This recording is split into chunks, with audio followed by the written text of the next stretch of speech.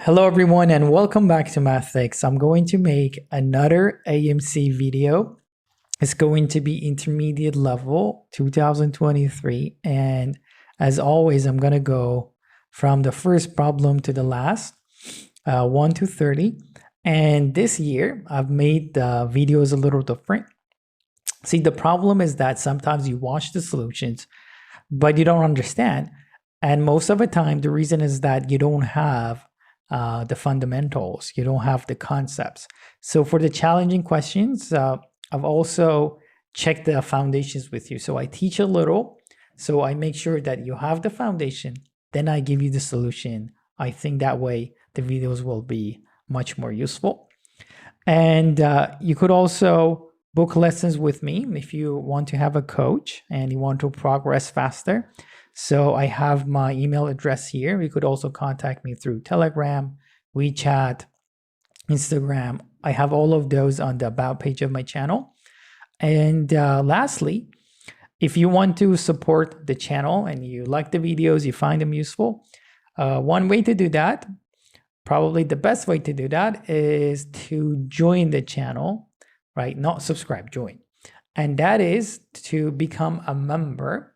See, this way you get to help the channel financially, and probably this is the best way or one of the best ways to support the channel. And I think that's good. So let's just start by doing the first problem. For problem 1, I'm going to draw a diagram, but remember, you don't have to draw this in the test. I just want you to visualize this when you do a question like this. Probably this one is easy, you don't have to, but you just need to visualize something like this for all questions regarding time. So let's read this one. A 40-minute lesson started at 10:50 a.m. So this is the start. You have to visualize this. It's going to be just here. It's going to be 10:50. How many minutes before it becomes 11 o'clock? You have to answer that question like, 10 minutes later, it's going to be 11. Exactly halfway through the lesson, the fire alarm went off. So this is 40 minutes. Half of it is 20 minutes. So 20 minutes later, at what time did the fire alarm, go off? So we're just visualizing this. 10 minutes later, it's 11 o'clock.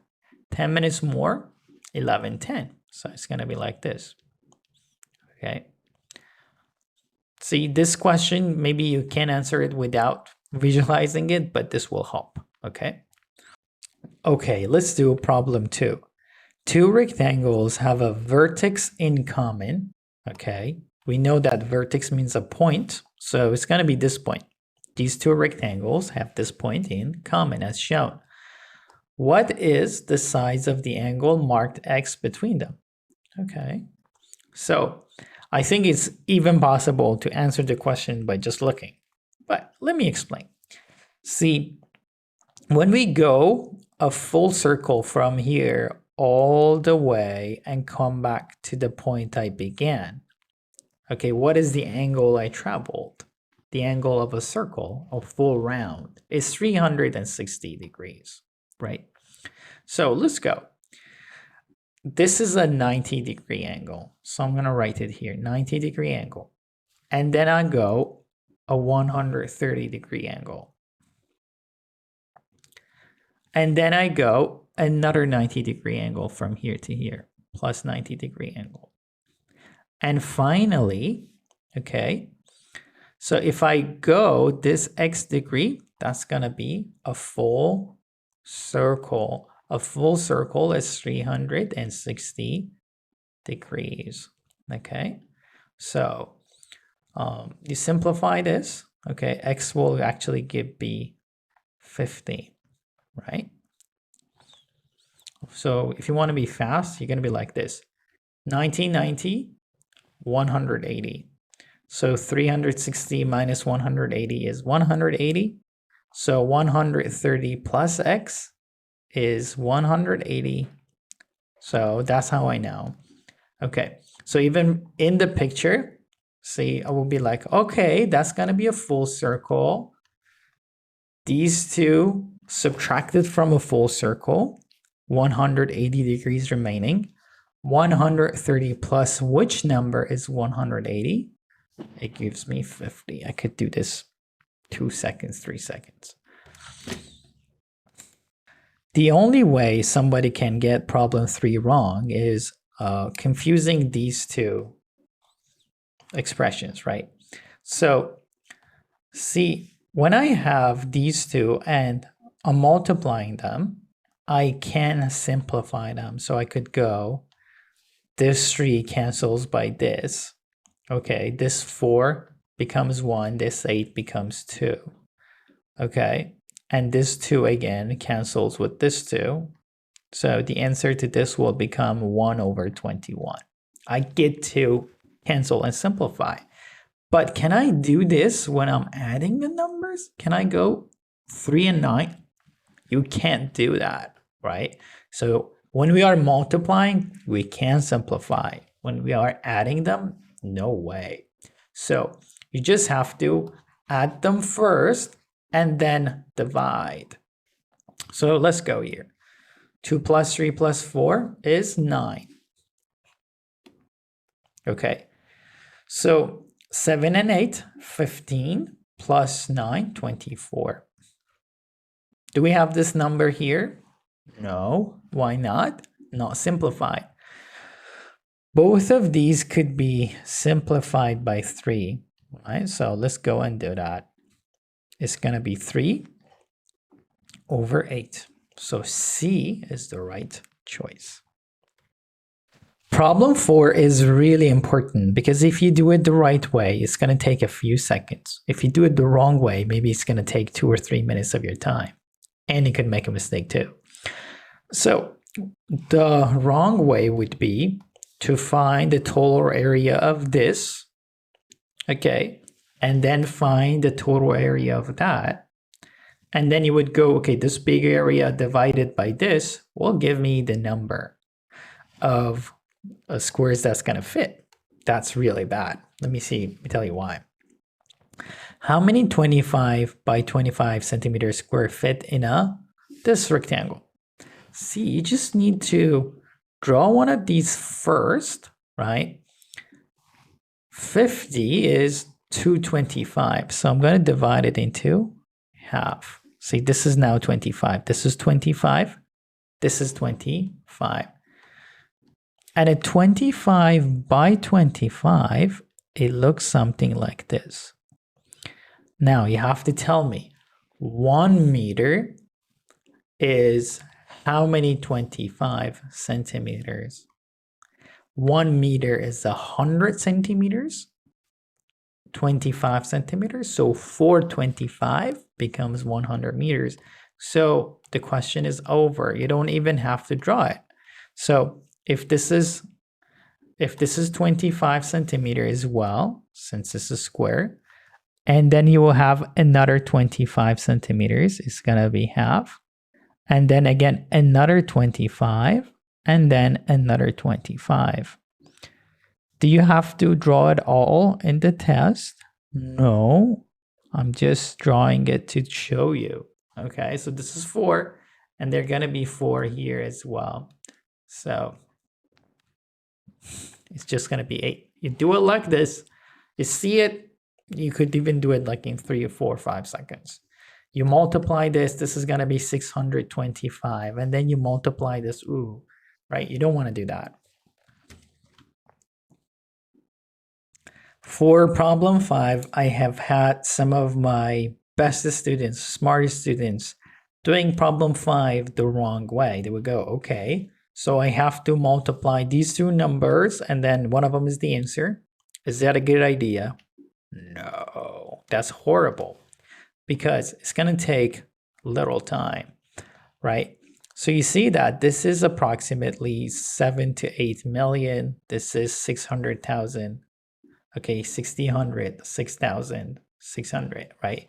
So the differences are huge. So then we could just do an approximation. This is close to 1,000. This is close to 60. So we multiply them, it's going to be a 6 with 4 zeros. 6 and 4 zeros looks like this one, right? So C is the right choice. Don't waste time. Again, if you know how to find the area of a parallelogram, maybe you could answer this question just by looking. Maybe 10 seconds is enough. Let's read the question. A parallelogram PQRS has an area of 60 centimeters and the PQ of length 10. They have given you this is 10. Okay. Which length is 6? So basically, do you know how to find the area of this parallelogram? Do you? See, all you have to do is just cut this piece, the blue piece, and add it here. So then the parallelogram turns into a rectangle. So the area of a parallelogram and the corresponding rectangle are equal. So how do you find the area of this rectangle? PQ is 10. The area is 60. So the blue side is, well, this is how large is this?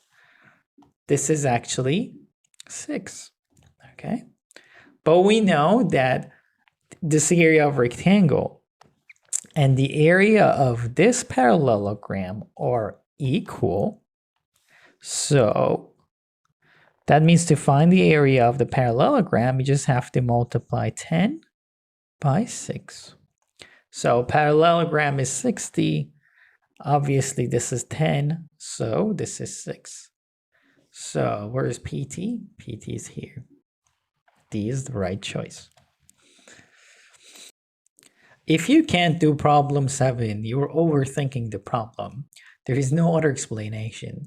So let's see.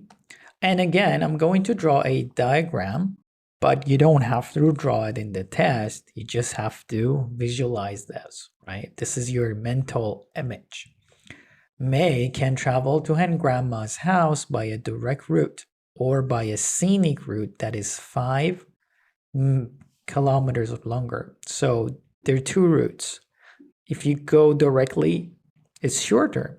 You could also go a little longer. Okay. When she travels by the scenic route and comes, okay, a scenic route that is 5 kilometers longer. So this one gets a +5. Okay. So when she travels by the scenic route and comes directly home, the round trip is 35 kilometers. How long is the direct route? Okay. So she's going to travel from here to here and then come back directly. And the total is 35. Okay. So here, no equations, nothing. So you just pick a direct route. So for example, which one? I'm going to pick 20. If 20 is my direct route, then my longer route will be 25. So if I go from here to here, I go to grandma 25, and I come back 20, that's going to be 45. But we want the answer to be 35. So this is out, right? So that's it. See, you could even, I'm pretty sure a lot of you already figured out the answer. So let's just try it with 15. If the direct route is 15, the scenic route is 20. So again, we're going to go with scenic route 20 and come back 15. It's going to be 35, which is this one. So this is the right choice. I told you, if you can't answer this, you're overthinking the problem. Okay, there are 2 ways to get problem 8 wrong. Okay, so if you get this wrong, probably most likely you're getting either one of these things wrong. So what is 2 to power of 3? Are you going to tell me it's 6 or it's actually 8?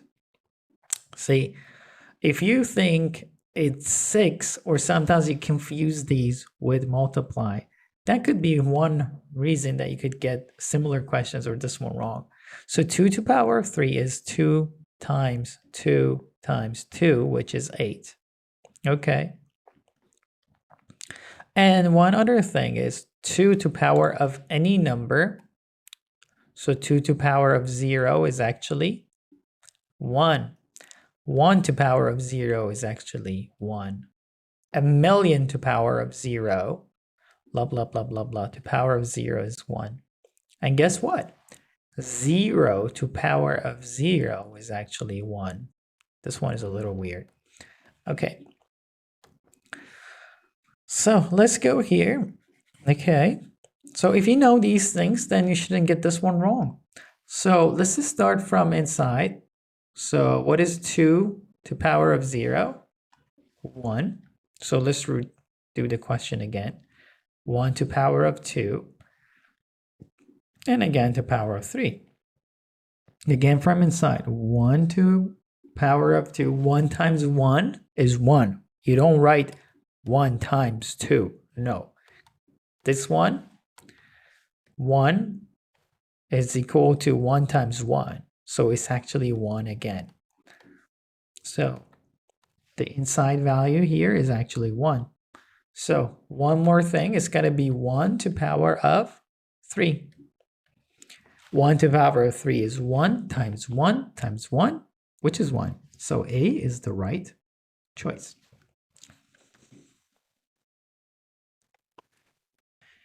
If problems like question 9 confuse you, I think the best way you could do is something like this. What must this divided by this be?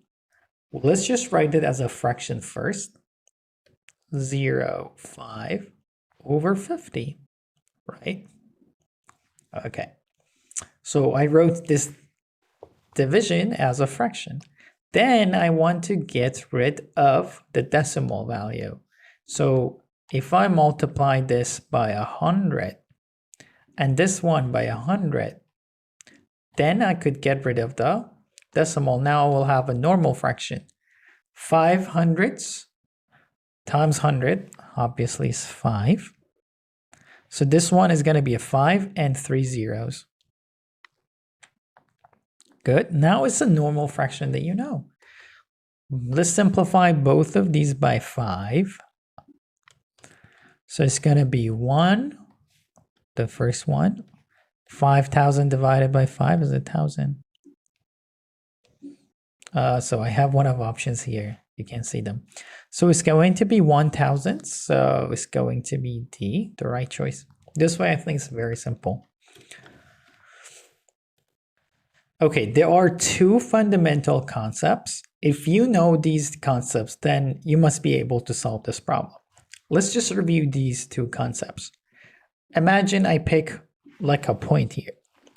If I go through a circle and come back here to the beginning, how many degrees is that? Is 360 degrees.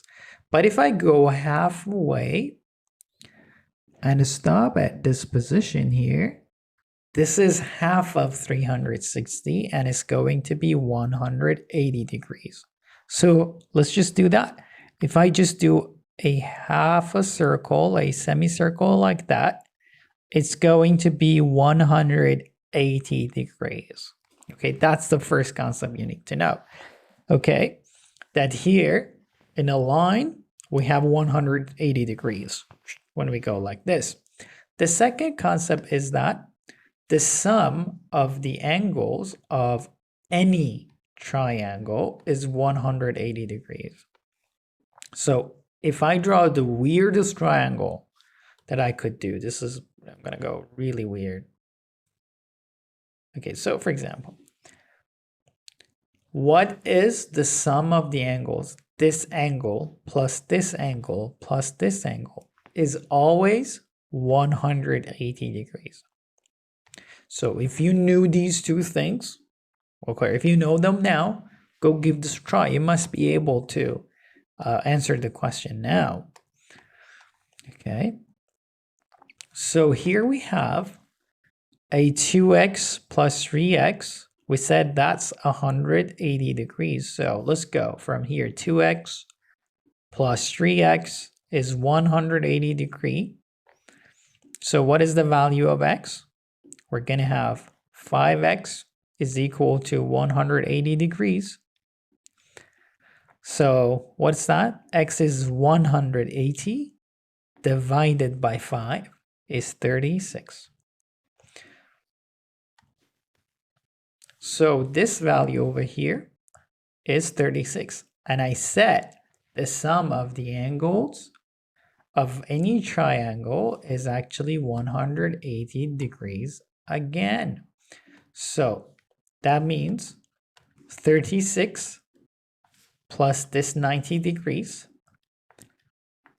okay, plus this y value is going to be again 180 degrees.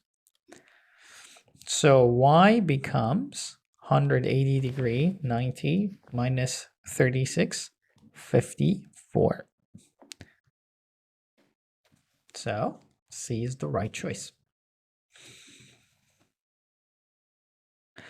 Okay, for problem 11, it's a counting question. It's not really that difficult, but I want to just talk about if you have a good habit or you have a bad habit when you deal with a question like this.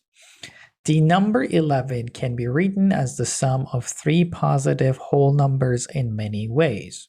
Okay, obviously. It could be 1 plus 1 plus 9. That would be 1. In how many ways can this be done where the numbers are different and in increasing order? Okay, so for example, I see students writing them like this. They would go, okay, 2, 3, 5 is 1. And then they think about, they would go, okay, 1, 4, 6 is 1. Are you that person that just like come up with anything that comes in your mind? This is a really bad habit. You don't have organization. Maybe you can't think of one, right? So maybe there are, for example, 7 is the right answer. You do it like that, you could only count 6. How do you know if you got it all? So what you need to do, you need to have some organization. Like what? So I say what the first number has to be 1. Okay. And what is the next number? Just 1 more than 1. It has to be increasing and it has to be different. So if this is 1, this is 2. 1 plus 2 plus 8 is 11. That's the first one. Okay. And then you keep this 1 here. Just repeat it here.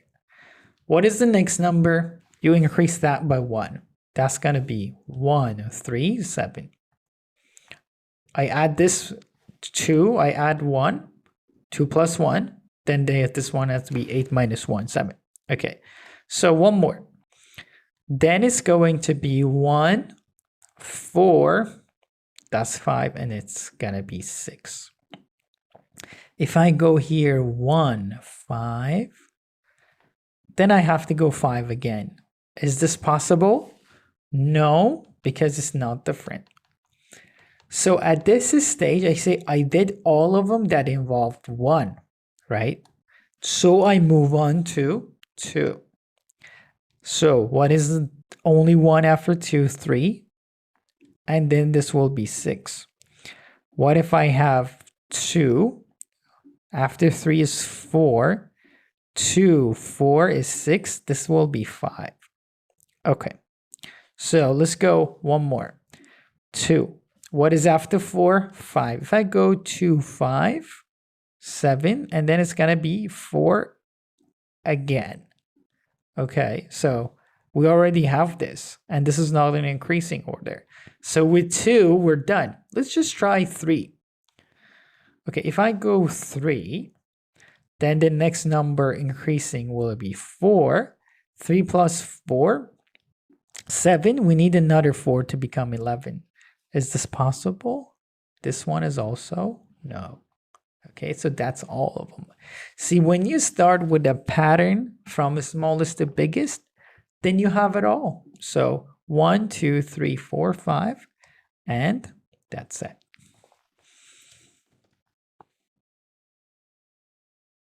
Okay, let's do problem 12 together. And we're going to do this in two different ways. And number one way we're going to do, even if you are terrible at math, still you could answer it, right? It requires no knowledge, right? You could still answer the question. How? Let me read it first. A two-digit number is reversed, then added to itself. The answer cannot be, okay. So, right, probably the best way to do the problem is first coming up with examples, and then you observe the examples, right? You just come up with a two-digit number. I'm gonna go with 32. Okay, what is the reverse of this number? 2 and 3 are reversed, so it's going to be plus 23. When I add them, I'm gonna get 55. It says this number cannot be. Okay, so it can be 55, so out, right? Let's just get with different numbers. I'm gonna go with something larger. I'm gonna go with 74, and then plus 47 is going to be 121. Okay, and let me go with something small, like 12. And then reverse of that is 21. Okay, when I add these, I'm gonna get 33, right? So once you come up with enough example, see, do you observe a similarity between these numbers? All of these numbers are a multiple of 11, right? In other words, I could divide all these numbers by 11. This one is, when I divide this by 11, I get 11. When I divide 33 by 11, I get 3. So all these numbers are divisible by 11, and they figured out the problem. So this one is divisible by 11. When I divide it by 11, I get 10, so out.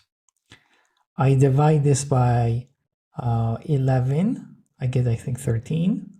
And this one is again divisible by 11. But this one, see, 100, let's see here.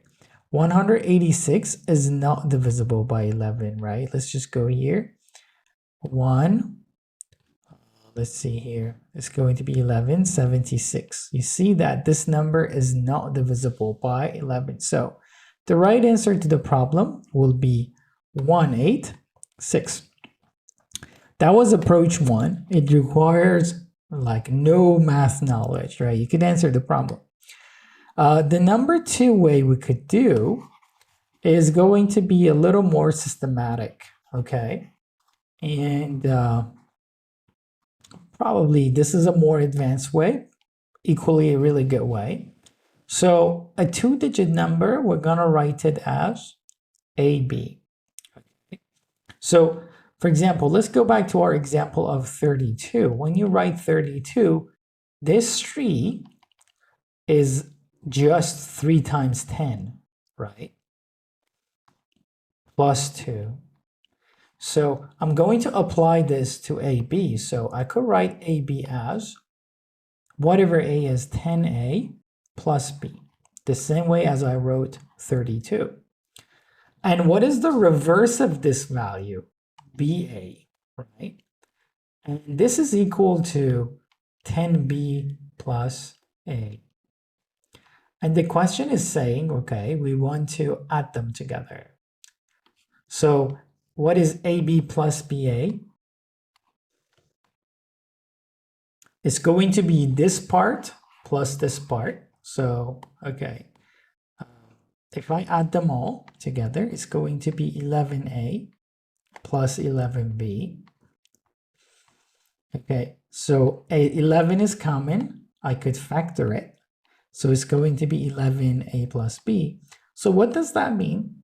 That's kind of like the proof that the sum of the numbers, like you 2-digit number, you reverse it, you add them together, is always divisible by 11. So you just have to go through the options as we did and find which one cannot be divided by 11, and it's going to be this one. So that's why we choose E. Okay, problem 13. Even though I think this question is not very difficult, but I'm pretty sure that a lot of you will have problems with this problem. And I think a lot of you have problems figuring out the area of this triangle. And again, you have that because you don't know where the height actually is. See, if you can't do the problem, it's because, for example, if this is the base, where is the height? See, I see some of my students will go, okay, where is the height?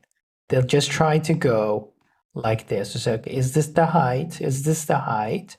Where is the height? The height, okay, has to go from this vertex, which is opposite the base, right?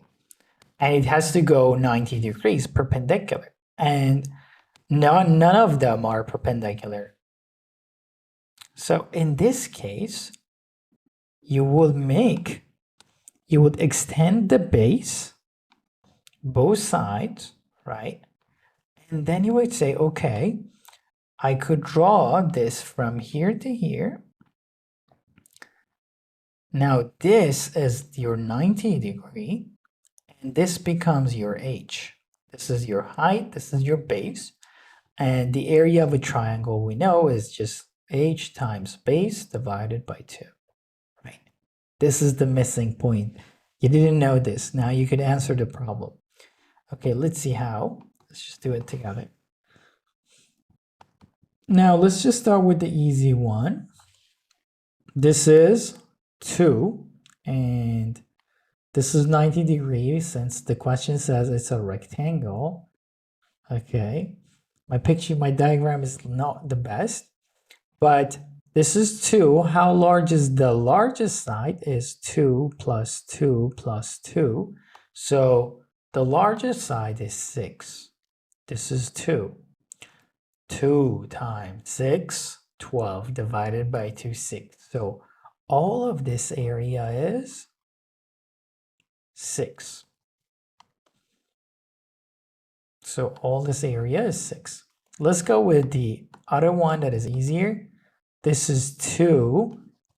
This one is 2 plus 2. Right? This is 2 plus 2 is 4. Because this is equal to this. It's a rectangle, right? So 2 times 4 divided by 2. 8 divided by 2 is 4. So there you go. We're almost done. So this one is 4 times 2 divided by 2. This one is 4. Now the only one remaining, probably the one you couldn't get, is this one right over here. The base is 2, and where is the height? So this is 2. I'm going to write 2 times the height of this, as I just showed you, is this one again. So this is 90 degree to the base. Okay, so the blue triangle is going to be 2 times 4 divided by 2 is going to be 4. So the blue one is also 4.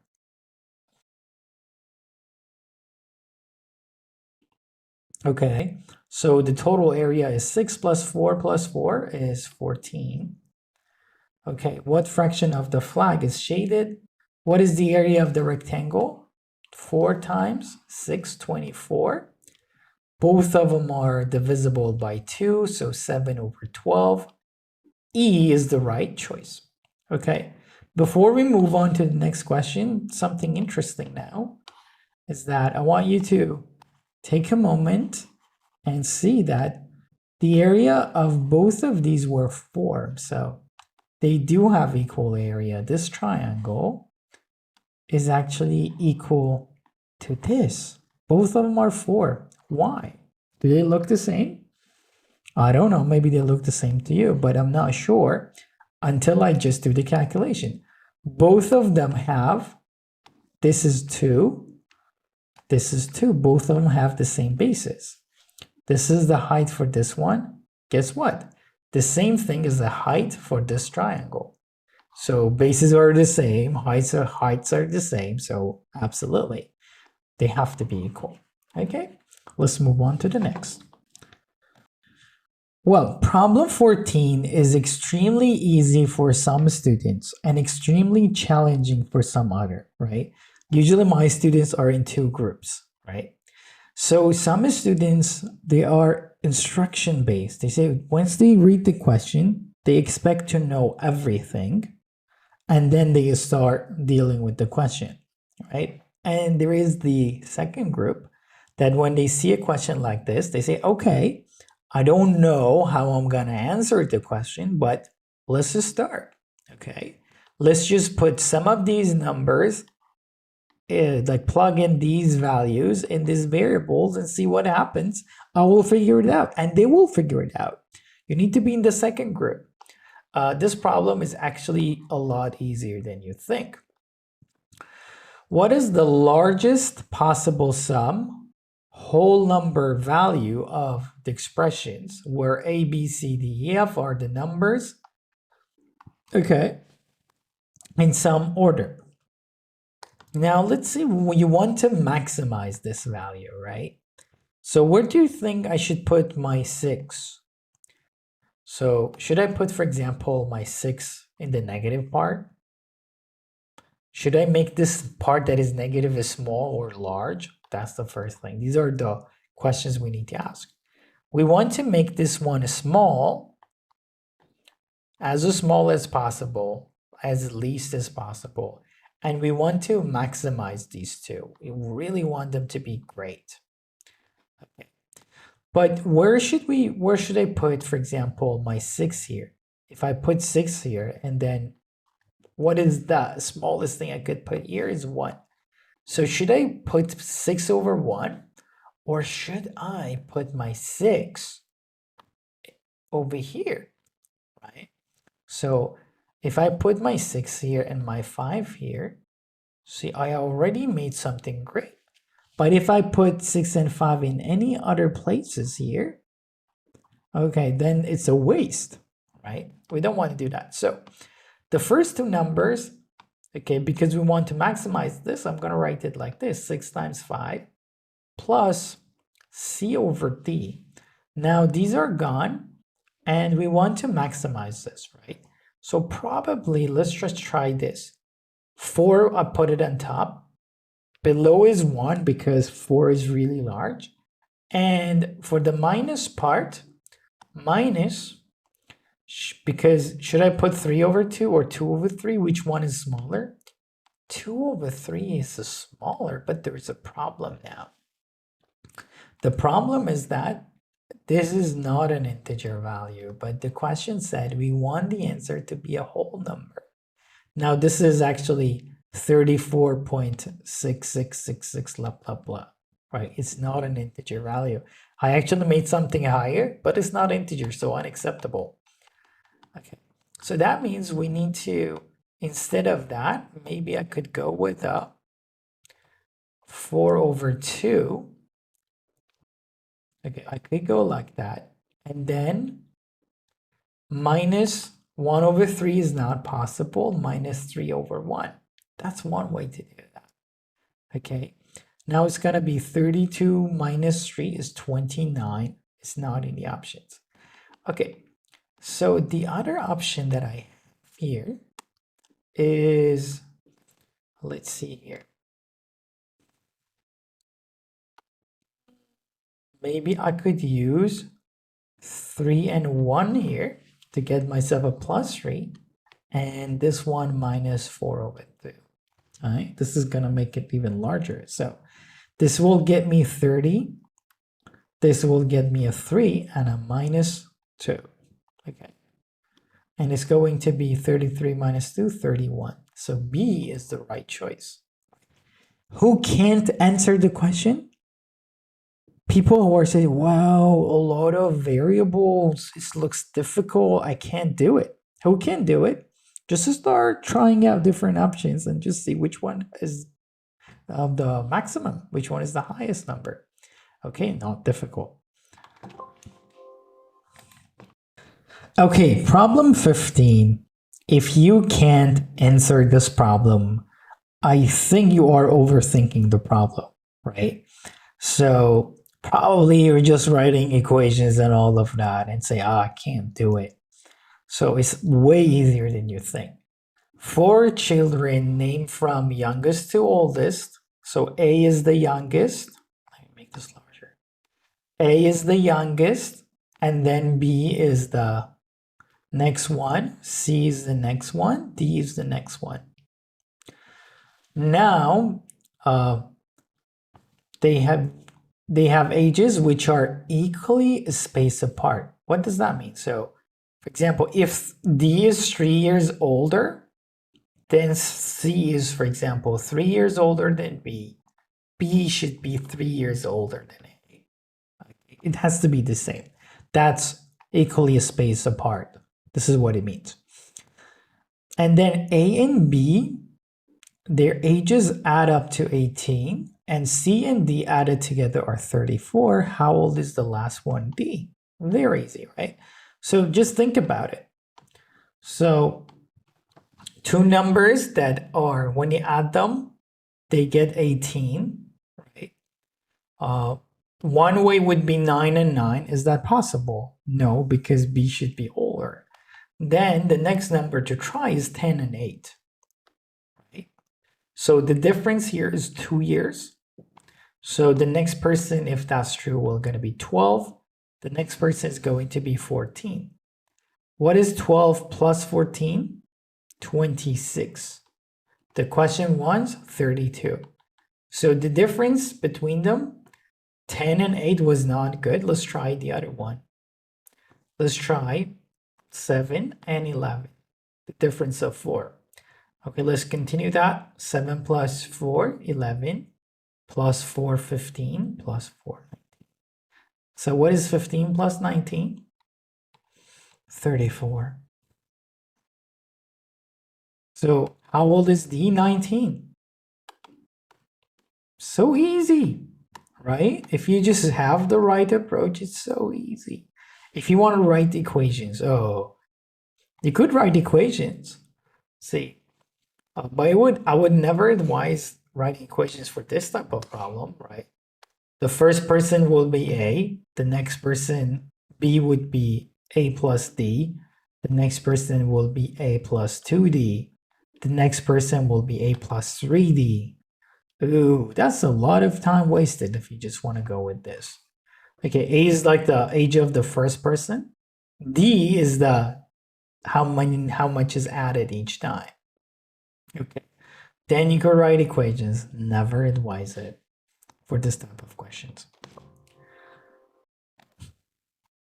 Okay, I'm gonna give you some tips for this problem that makes it a lot easier. The country of exponentia. So it's just telling us the problem is exponential. Right? This is the first hint of the problem. Uses 6-digit telephone numbers at the moment. Okay. This is plenty since there are only 1,000 phone numbers in use. However, increasing population and phone usage means that the number of phone numbers needs to double each year.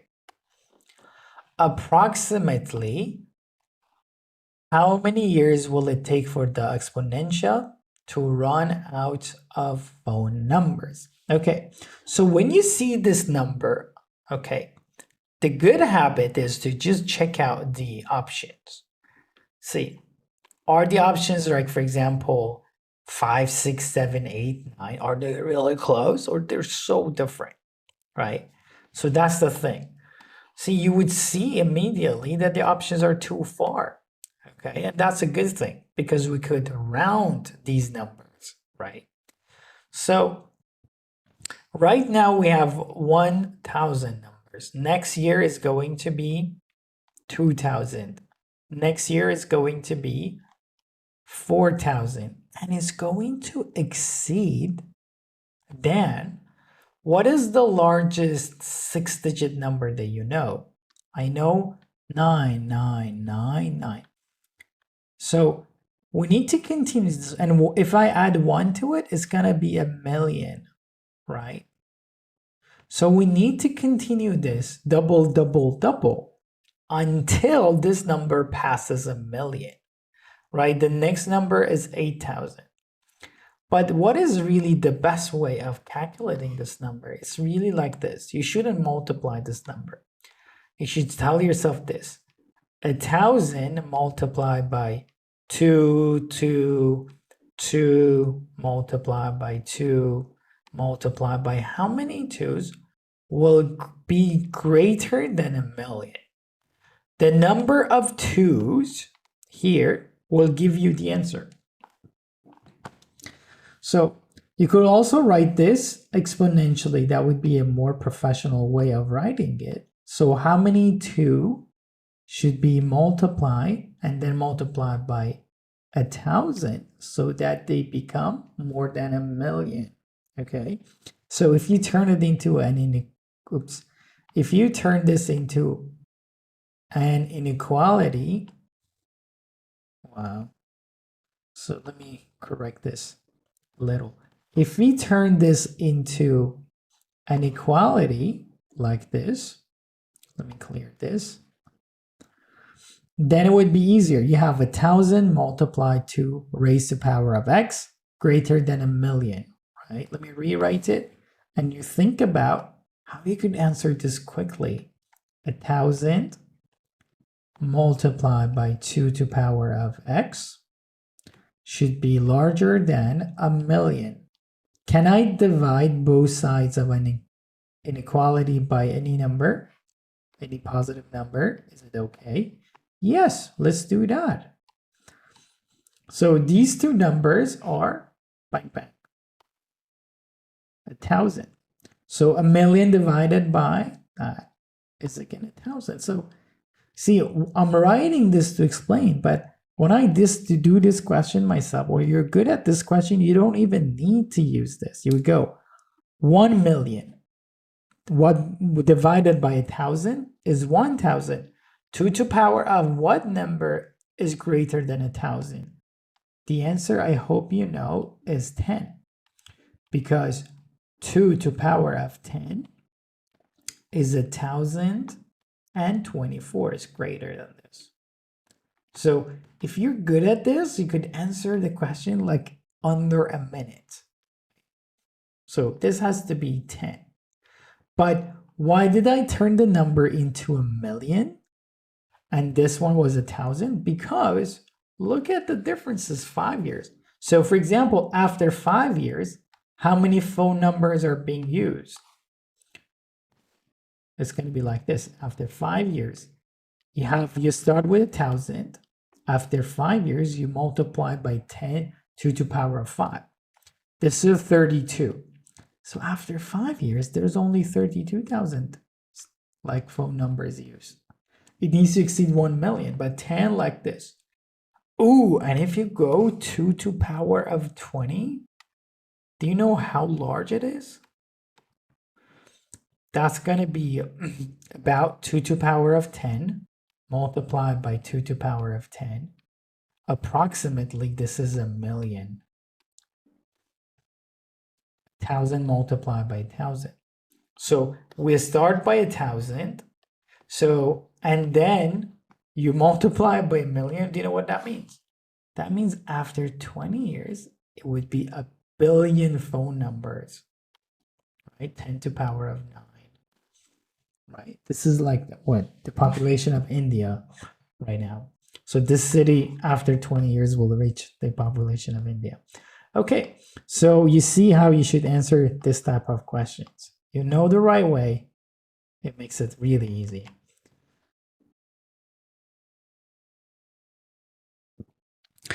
Okay, I have some advice for you. If you are a person who has problems with questions that require visualization, usually they take a lot of your time. So if you are that type of person, maybe the best idea is to skip these questions, like mark them and just move on to the next questions. Later, if you have extra time, you come back and just attack these questions. But usually this is the best strategy. I've had a student, they say, I did really well up to this question, and then this problem wasted a lot of my time. So it could also be used, so be careful. Like the questions that require visualization, let me also clean it here. Let's just read the problem. A 15 by 15 centimeter square of origami paper is dark blue on top and pale yellow underneath. The top left corner is folded down so that the crease is made from the top right corner to a point X above. Basically, all this information is on the picture. Once folded, the visible regions of yellow and blue have equal areas. What is the value of X? Okay, so we need to just focus on this folding part first, right? Because it says original was a square, let's just recreate the square. It makes sense, right? This is the first step. This is our square. And if you see the yellow, right? This yellow region, this is again another yellow region here, isn't it? So you fold it, right? You take it here.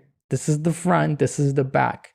They have equal areas. So it's gonna have, so this is also gonna be another yellow. And the question says that the yellow and the blue have equal areas. So for example, if the yellow is X, this yellow is also X.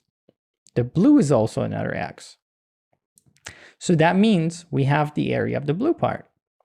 So 3x, the total area, is equal to the square, which is 15 by 15.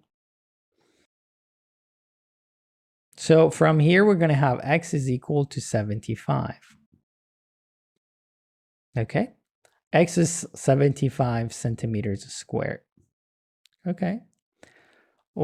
And so what is the area of this trapezoid now? You see, we have each one. What is the area of this trapezoid? It's 2x. What is 2x? Is 150. Okay, now the question turns into something like this. A question you have done before is just like, okay, this is x, this is 15, this is 15, and like that. So this is x, 15, and 15, a trapezoid question. So how do you find the area of trapezoid? Just do that. Okay. I'm going to go the area of the trapezoid. I'm going to find the average of these two multiplied by 15. It's going to be the area of this trapezoid, which is 150. So let's just do that. X plus 15 divided by 2. Okay. Multiplied by this height. We know if it's the height because it's perpendicular to both of them. Multiplied by 50 is equal to the area of the trapezoid, which we have it here, 150. So how do we go about this? It makes sense to divide both sides by a 15, right? That's why we simplify them. So this one divided by 15, this one divided by 15. 15 by 15 cancels, this is 10. Okay, so let me go. Then I'm going to clear this. This is going to be 10. So again, we have this too. You could multiply, you may know the answer already. If you don't, multiply both sides by a 2.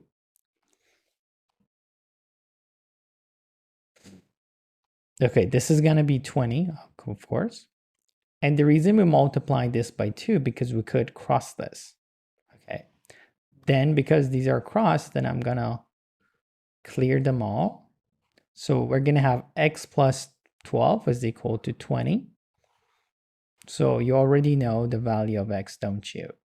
So from here, we're going to have the value of x is equal to 5. Okay, so this is going to be the answer to the problem. Not difficult generally, but consider this, like usually visualization questions could potentially take more of your time. Well, I'm pretty sure a lot of you will have problems with this type of questions. And usually it's because when you read the question, you get confused and you get stuck. You think about it and then you leave, right? Let me tell you how you could break this question, right? And what you do for this question, you could also apply it to other questions. Let's read the problem first. In this equation, the coefficient of y has been hidden, but we know that it is a positive integer, 1 or more. So what does that part mean? Y could be 1, or it could be more. 2, it could also be 3. It's integer. It could also be 1,000. Right. Okay. The equation has at least one solution where x and y are positive integers. How many different values are possible for the hidden coefficient? Confused, right? What does that even mean? See, at this stage, don't just be afraid. It's so simple. You're going to get it. You just try a few of these, then you understand what's going on. You try 1, probably the smallest one. Then you do 2, then you do 3, and then you see what happens. Very easy, right? So now let's just go here. If x is y, this is the coefficient, right? The question says how many different values are possible for the hidden coefficient. Is y possible? There's only one condition here, that they need to have at least one solution where x and y are positive integers. Now, for example, for here, if y is here, if x is 1, then y will be 23, right? If I give you this question here, how many solutions does it have? 2x plus y is equal to 25. A lot of them, like if x is 1, y is 23. If x is 2, it's going to be 21, right? So it has a lot of them. So the first answer is the value of 1 is good. So we found 1. Well, the coefficient of y could be 1. This box could be 1. So what is the next number we need to try? Can the box be the value? It could be 2 here. If I put 2 here. And we know the y has to be an integer value, right? If I put here 1, then 2x, this has to be 23. But 23 divided by 2 is 11.5, not an integer. Let's try another one. So now if y is like 1 we tried, let's go put it 2. It's going to be 21, not going to work. If I try 3, this is going to be 6. 25 minus 6 is 19. So because I put here 2, this got even number. And this is 25, then this won't become odd. When we divide it by 2, it doesn't become an integer. So 2 is not going to work. So why the coefficient 2 is impossible. 1 was okay, 2 was not okay. So let's go with 3. Okay, if I put 3 here, if y is 1, very good. So all of this is 3. This is 25. So this has to be 22. So x is 11. It worked. So 3 is working. So now what do you think about 4? Do you think the coefficient can be 4 here? No, it's going to be the same story as here. If this is 4, this is 1, then this is 21 divided by 2, 10.5. Okay. So now this is the time you understand the question. Now this is like, you can start counting. Before this, you didn't even know what the question was. So what is the maximum value that we could get? So the maximum value, you could continue this, okay? I would say can I put here 25, for example? Let's try it. If I put 25 here, and the smallest value of y is 1, then all of this becomes 25. Then this will be 0. 2x is 0. So x is also 0. Is that good? No, because we want the solutions to be positive integers. 0 is not positive. So 25 is not possible. So can it also be something more? So like 27? If y is 1, then this will be -2. Is that good? No, because it's got to be negative. So let's try 23. Okay, if you put 23 here, y is 1, this is 2, x is 1, and it's going to work. So that's going to be the answer. The answer is going to be like all the odd numbers, 1, 3, 5, 7. You could just write them all, or you just count all the way to 20. Okay, 3. So maybe you count them, or however you know, this is going to be 12 of them here. Okay, so the answer will be B.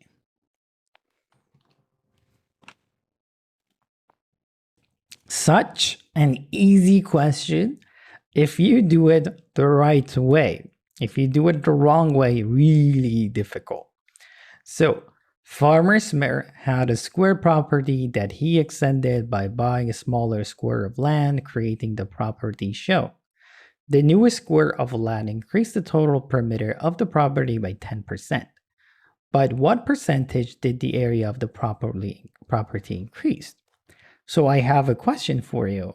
How large is this side of the square? How large is it? So they didn't give it, right? Why do you think they didn't give the side of the square? Because it doesn't matter.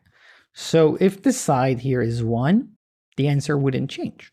If it's 1,000, it wouldn't change. If it's a square root of 3 plus infinity divided by 2 to power of n, and n is again, n is 3, it wouldn't change, right? So what is the simplest value you could write? Do it with that value, okay? I'm going to choose 10 now, not 1. I'm going to choose 10. So if this side is 10, then the original perimeter was 4 times 10, 40. Okay. And then it increased by 10%. What is 10% of 40? 10%, you simplify it. That is 1 to 10, right? So what is 1/10 of 40? You multiply it by 1/10. The answer is 4. Okay. So the perimeter was 40. Now it is 44 after this part is added. So how large is this side? See, now when we have these 3 sides added to it, the perimeter is 44. So that means this side over here, each side should be 2, 2, 2. So what is the perimeter now? The perimeter is 44 now. Don't tell me it's going to be, okay, 40, and then it's going to be 3 2s. It's not, okay? This one is equal to this one. We already had this. The ones that will be added are just this side and this side. So the new perimeter is 44. So if this is 10, each side over here is 2. Okay. So then by what percentage did the area change? So the previous area was 10 by 10. So it was 100. Now the new area is the same 10 by 10, 100, plus the area of this little thing, which is 2 by 2, which is 4. So what is the amount of increase? 100 turned into 104. So what is the increase? 4%. Easy.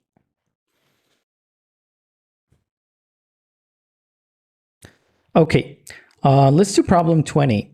But remember, you could write equations directly if and only if you could visualize like a diagram in your mind like this. If you can't visualize it yet, then I would suggest that you would just make a chart instead of writing equations. So for example, I hear that dogs age 7 dog years every year. My dog Ruby was born on my 9th birthday. So when I was 9 years old, my dog was 0 years old. Okay. 4 years from now, on our birthday, Ruby's age in dog years will be exactly 4 times my age in normal years. How old am I now? Okay. So let's just complete this diagram a little. 1 year later, I am 10, but my dog is 7. When I'm 11, this one is 14. This one is 12, then this one is 21. See, it's already close to 2 times more, the dog. So this is 13, again, 28. This is 14, this is 35. So you could just continue this, okay? Or you could just write an equation, up to you. So here it could be 15. This one would be 42. You just should continue this. When this is 16, then this one is 49. Almost 3 times now. A little longer. When this is 17, this is 56. When this is 18, then this is 63. When this is 19, okay, this is gonna be 70. When this one is 20, it's going to be on my head. It's going to be, can I write on my head? Yes, I can. It's going to be 77. When this is 21, okay, this is going to be 84, and this is what happens. This is the answer. Okay, but here it says 4 years from now this will happen. Okay, how old am I now? It's going to be 4 back. 1, 2, 3, 4. So this person, I, is 17 years old right now. 4 years later, it's going to be 4 times. If you divide this one by this one, it's going to be 4 years. Okay, so basically, this is a diagram. But if you can visualize this, you could also write like an equation. So for example here, how many years is this? You would say, if this one is how many years later? So instead of a number, you could put a variable. How many years later? Okay, but this one will go by 7. This one goes by 1. This one goes by 7. So the amount of increase of the other one is actually, if this is y, this is 7y. So it's going to be 7y. So this is person start from 0, the dog. I starts from 9. Let's just write an equation. 9 is added by 1 each year. The dog starts from 0, but is adding by 7y. So that's the equation. But we don't want them to be equal. We want the ratio to be 4 like this. Okay, so then we add the ratio to the smaller one, right? I'm gonna be smaller. So if I give this 4, both sides of the equation will be equal. So if I go and expand here, I'm gonna maybe write it here. It's gonna be 36 plus 4y is equal to 7y. So then y from here will be 12. And what is this 12? It's gonna be all this big increase from 9 to 21. That's gonna be 12. But remember, we still want 4 years back, so the answer will be 17 nonetheless. So which one you use is up to you. Okay, so this may take a little longer, but it's safer. Okay, but if you're good at writing equations, go with this. It's faster. So nonetheless, the answer is 17. Okay, problem 21. It again requires a little visualization and like drawing the path. So you know that it's gonna take more time than the other questions that we did and we're gonna do.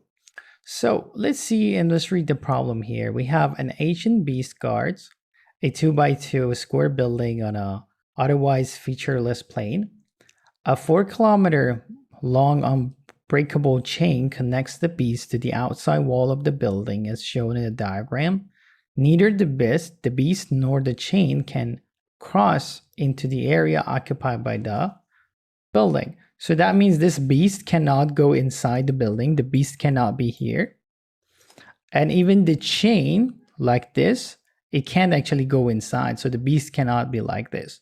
It could only go around. So if the beast wants to go here, the chain has to be straight and then go here. Okay. Now, what is the area that the beast can access in the square kilometers? Because in the answers we have pi, that's also a hint. We're going to use circles. And what is the area of circles? Pi radius squared.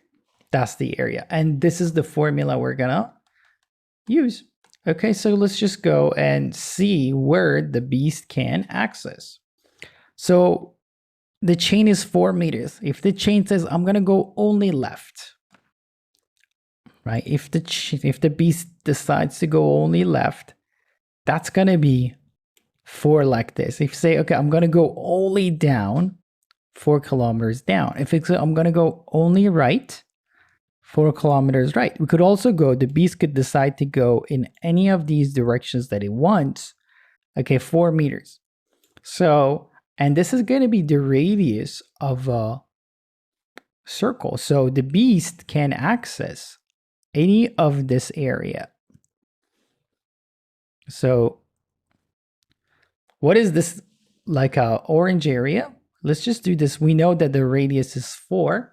So the area of a full circle would be pi 4 squared. And since it's a semicircle, we need to divide it by 2. So that's going to be 16 pi divided by 2, 8 pi already.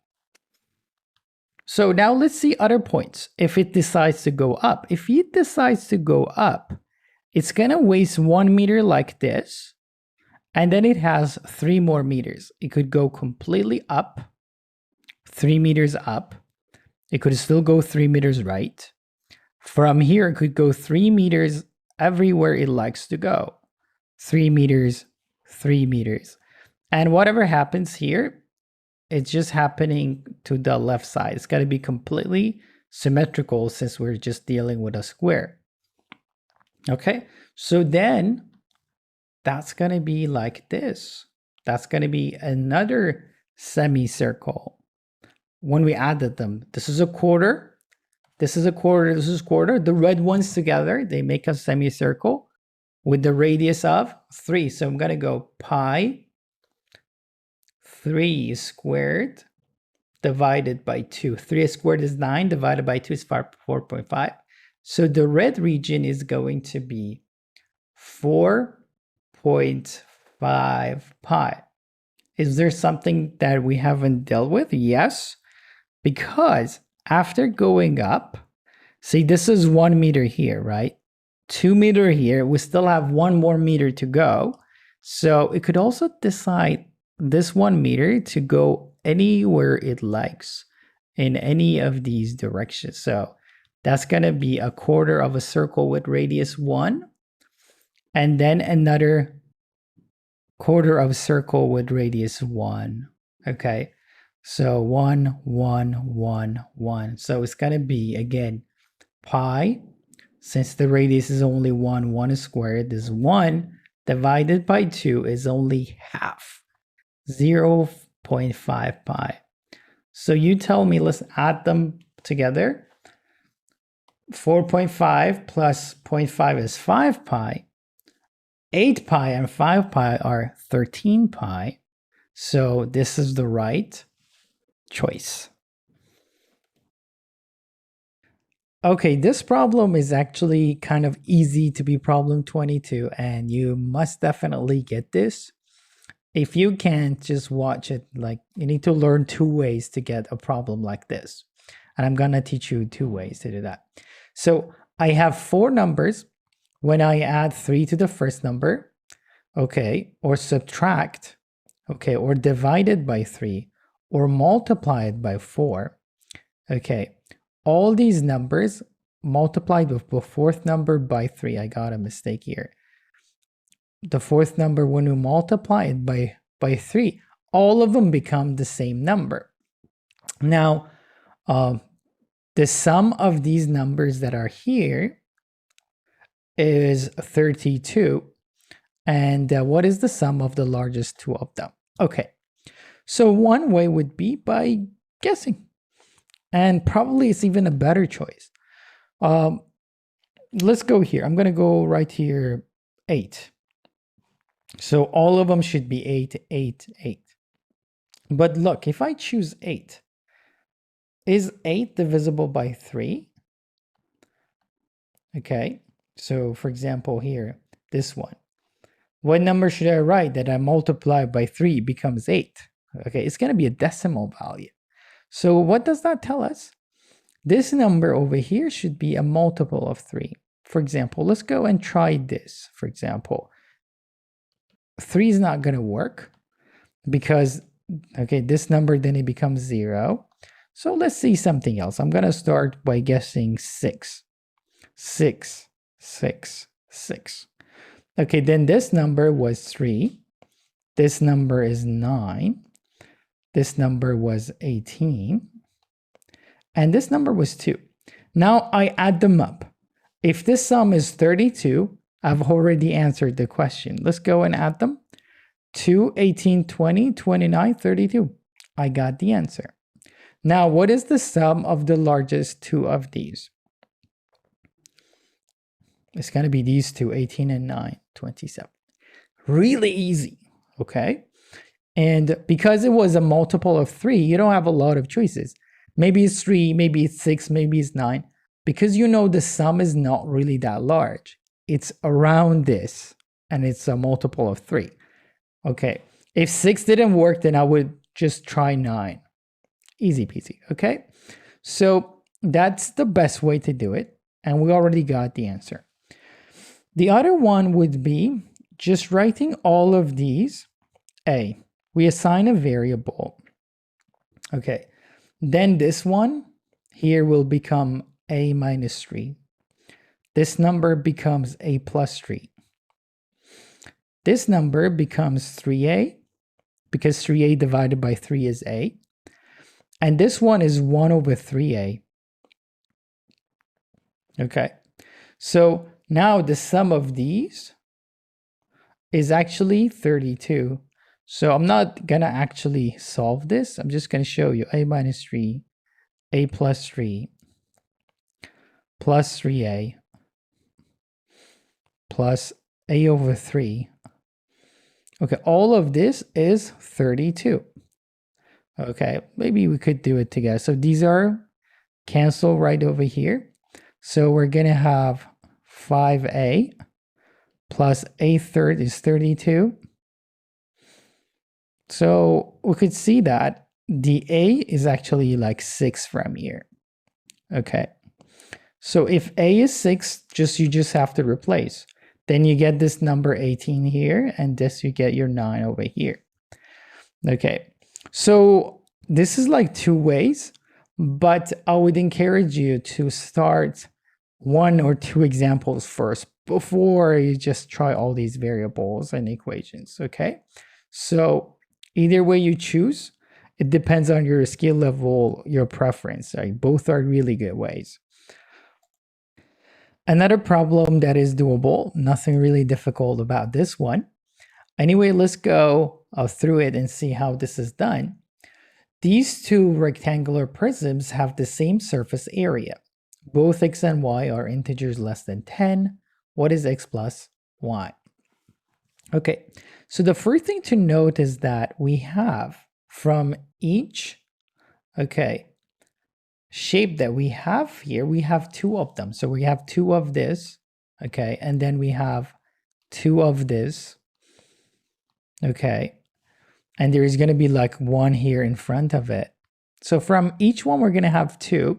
See, the way to save time is just going to be writing 1 from each side and then say they're equal. But I'm not going to do that here because I want it to be simple to understand for everyone.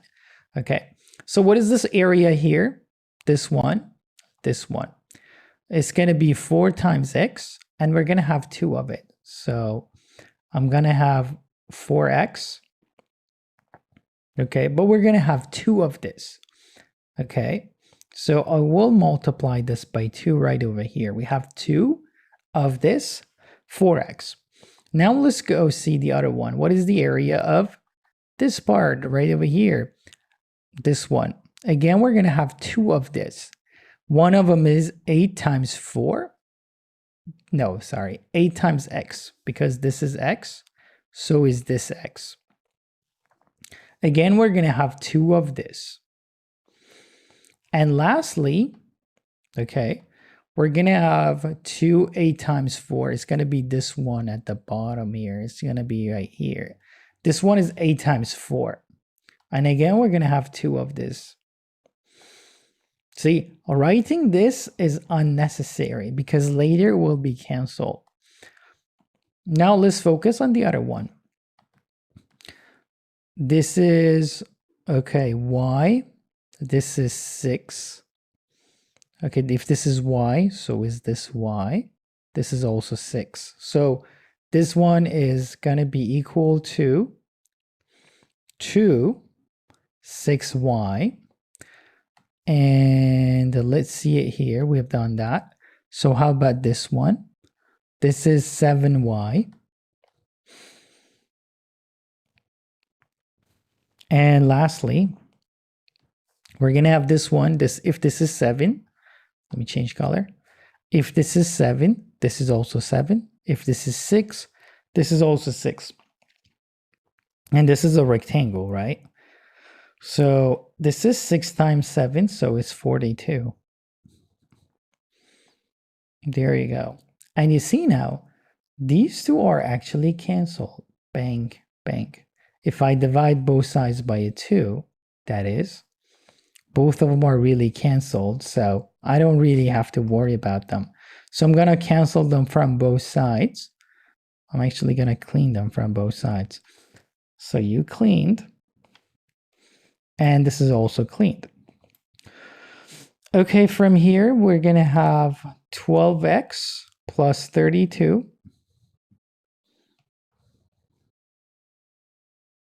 And the right-hand side, these two are 13y plus 42. Okay, so I have 2 numbers I just want to have 1 number on any side. To do that, I'm going to minus both sides by a 32. When I do this, this is canceled. 42 minus 32 is just a 10. So bye-bye, 10.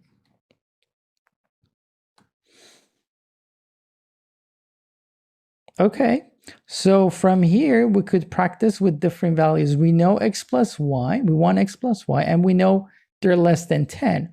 So let's just start by the simplest one. If y is 1, this is going to be 13. This will be 23. Is 23 divisible by 12? No. It's going to be 1.9 something. No. If this is 2, this is 26. Plus 10 is 36. Is 36 divisible by 12? Yes. Let's see how. So if this is 36, y is 2. 36 divided by 12 is actually 3. Now the equation is true, holds true, for x being 3 and y being 2. The question wants x plus y, so 5 is the right choice. Not difficult, especially for problem 23. It's not very difficult. Now, little by little, the questions are getting more difficult, okay? So one thing that could help you to deal with a question like this is this. So for example, if we have this number 345, see, I could write it as 3 times 100 plus 4 times 10, right? Because 4 is in the tens digit and 5 is in the units digit, right? So then if I change the numbers into variables, this A is in the hundreds position. So I could write it as 100A plus B is in the tens position plus C. Okay, so we're going to use this format to be able to do the question more easily. Okay, now let's read the problem first. Sometimes a 3-digit number is an exact multiple of its digit sum. For instance, the digit sum is 102. Okay, let me write it here. And when you divide 102 by its digit sum 3, you get 34. Now here it says if a 3-digit number is k times the sum of its digit, okay, it's going to call this one k. What is the smallest possible value of k? So we want to make this really, really small. So how would you change this number to make it small? How do you change it to make it really, really big? So the way I would make it really large, I would write it as writing these 900 and dividing this by 9. See, that's one way to make it really, really large. Now the k is 100. So if I make this 990, but the digit sum becomes 9 plus 9. What happened to it? Is it getting more or less? It's getting less, right? So we just want to play around with these numbers until you know what's going on. But now we want to make the k value really small. Okay, if I write all the numbers big, what happens? 999. It's going to be 37.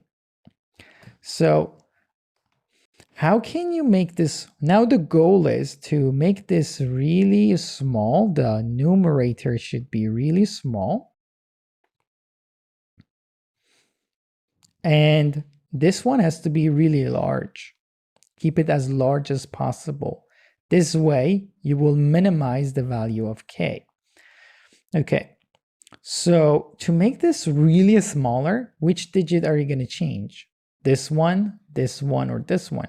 I'm going to change the hundredths digit, right? If I turn the 100 digit into a 1, right?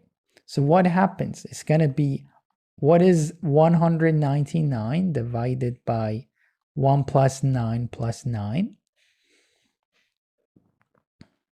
It's around 10, 11, 12. See, now we got the question. We're very, very close. So maybe you just play around with this number. Or a more systematic way would be something like this. ABC is the, we just learned that we could write ABC, the number, as 100A plus 10B plus C divided by A plus B plus C. Now we just learned that to make this smaller, we want the A value to be really small. Okay, because this 1 is being multiplied by 100, but here it's just 1 itself, right? So we just want to make it as small as possible. So I change both of these values by 1. Now we have two choices with B. Should we go with B really large or really small? Let's try. So if B is 1, the fraction turns into 100 plus 10 plus C. If B is 1, this is going to be 1 plus 1 plus C. And focus on this part. Now, what is the ratio of this part? 110 over 2. This is 55, really large. We don't want that. So instead, we should do the other thing, which is let's make this 9. And if we try with something really large, let's see what happens to the ratio. It's going to be 100 plus 10 times 9 plus c. Okay. And this number here is going to be 1 plus 9 plus c. Okay, again, we're not focusing on c part now. We're just focusing on this part. This is 190 over 10.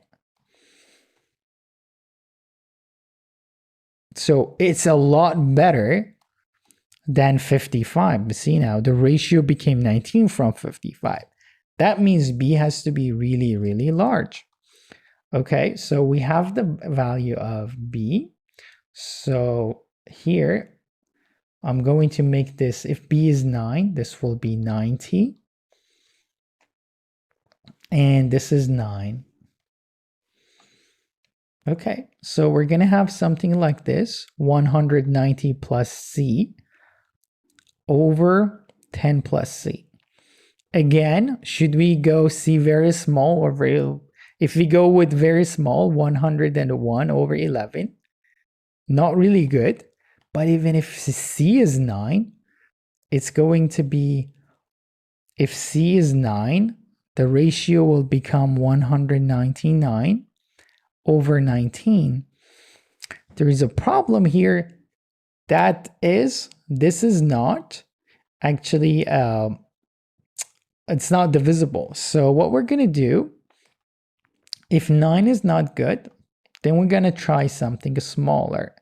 So how about this being 8 and this being 8?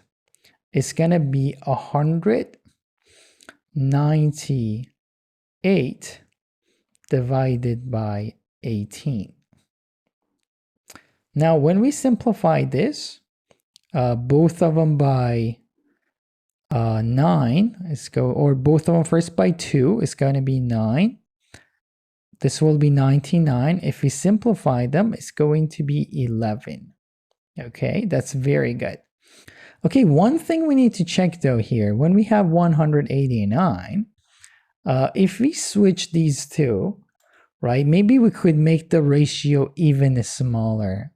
So for example, if I have 189 divided by 1 plus 8 by 9, okay, 189 is a smaller, but it's going to be 189 divided by 18. The problem here is that this one is not divisible because the numerator, the top number is odd. This is even, not going to be simplified. So we have to go with this value. So it's going to be 109 over 18, and the answer would be 11. Okay, so anyway, if you write it systematic like this, or you just try different values, okay, you just have to play around with different numbers to make this really, really, really small. Okay, so for problem 25, there is a very simple way of dealing with this question, but to fully understand it, this is the fundamental that you need to know, and I want to check with you if you know it or not.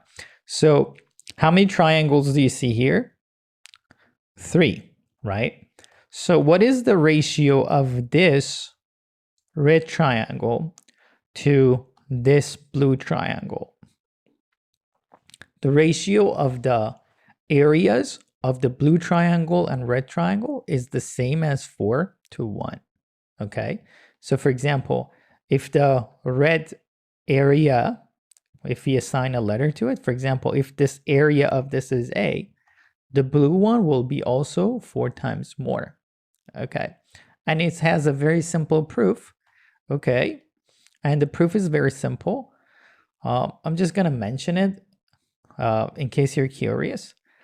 Now, so both of these triangles, for this one and the blue one, both of them will have the same height.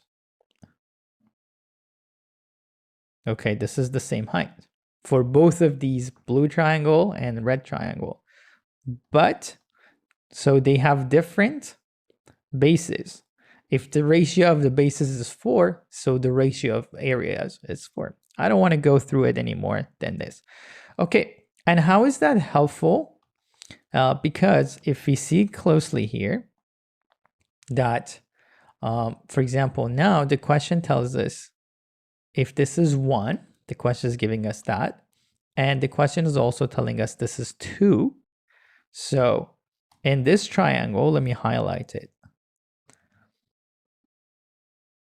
Okay, if the red one is 1 and the blue one is 2, right? What is the ratio of the areas? Let me go right here. So the blue one is 2. Then what is the ratio of the area of these two triangles here? Okay, the one that is red and the one that is blue. So here, this one is actually yellow here. The yellow triangle here, the area of it is 2 times of this area of the little one because the bases are 2 to 1. And that's the only thing you need to know. And let me explain why that is. I'm going to make the question really simple that you wouldn't believe. Now let's read the problem. There's 6 identical equilateral triangles of side lengths 2, okay, are drawn outside the regular hexagon of side lengths 1, okay, defining a larger hexagon as shown. What is the ratio of the area of the larger hexagon to the area of the smaller hexagon? So I've used this technique for other questions in previous years, right? And they keep using this idea. So we know that each hexagon is made of 6 smaller equilateral triangles, okay? And each of these yellow triangles are made of 4 of these, and that's all that you need to know. So for example, if the area of one of these triangles, let me see here, let me highlight it by blue. If the area of one of them is A, okay, what is the area of the small hexagon over here? It's going to be 6A, right? So what is the area of one of these triangles? This one is 4A, right? And I just said at the beginning that if that is one of them is 4A, what is the area of this part? We just talked about it, that the yellow area, if this is 4A, it's 2 times of the small one, it's 2A. So that finishes the question, right? So what does the question want? Okay, the question wants the ratio of the area of the hexagons. The small one is 6A. Okay, so this one was 4A, this one is 2A. So each of these triangles is 6A2. This is 6A, another 6A, another 6A, another 6A, another 6A. So there are actually 6 of these 6As. Okay, but we're finding the area of the big, okay, hexagon. That includes this part too, right? Right, this is again another 6A. So that's it. So the top one is 42A, numerator. This one is 6A. So the ratio is actually 1 to 7. And there you go. It was so simple, right? Not very difficult. Okay. So, and this technique, especially for AMC, Australian AMC, they use it all the time. They love this. So turn equilaterals and hexagons, just divide them into smaller equilateral triangles, and that will solve the question for you. Okay, sorry if the question looks a little weird. It's because I don't have the PDF version of the questions. Just one of my students took a picture of the test and sent it to me, so that's the best thing I have. Sorry for that. And personally about this question, I think it's not really that difficult. You can all answer a problem like this. So let's just read it first and then let's do it together. Sienna was arranging her collection of postage stamps into groups when a cat jumped onto them and scattered the stamps. all she can remember is that when she put them into groups of 2, 3, 4, 5, 6, she always had one stamp left over. When she placed them into groups of 7, there were none left over. What is the minimum number of stamps Sienna could have had in her collection? Okay, so imagine you know nothing about this type of questions, right? You read it, you don't know. So what is the first step you take? Okay, the first step is you don't try to answer this problem. You just try to answer a simpler, similar problem first. Okay, so for example, now imagine these are not part of the question. Okay, so we want a number that when we divide it, okay, when we want a number that when we put them in group of 5, it has 1 remainder. When we put them in group of 6, it has remainder 1. What is that number? So what you can do for this one is say, okay, when I put them in group of 5, there's 1 remainder. What is the first number that is like that? It's 6. We want a number when we divide it by 5, the remainder is 1. The next number is 11. The next number is 16. The next number is 21. You take any of these numbers and you divide it by 5. So for example, I'm going to take 16. When we divide it by 5, that's 3, 15, the remainder is 1. Okay, but how did I make that number? How do I make these numbers? I say, okay, so for example, this is 4 times 5 plus 1. Okay, this is, okay, 4 times 4 plus 1. You see now how they are actually being made. Okay, sorry, this is 3 times 5 plus 1. I made a mistake. This is 3 times 5 plus 1. This is 2 times 5 plus 1. Yeah, you see that? Okay, so what is the next group of numbers? You tell me. The numbers that when we divide them by 6, the remainder is 1. What is the smallest number like that? It's 7. What is the next number? 2 times 6 plus 1, 13. What is the next number? 3 times 6, 18 plus 1, 19. You see now? Okay, the numbers will continue like this. Now we want a number that when we divide them by both, okay, the remainder is 1. Okay, so it's very simple.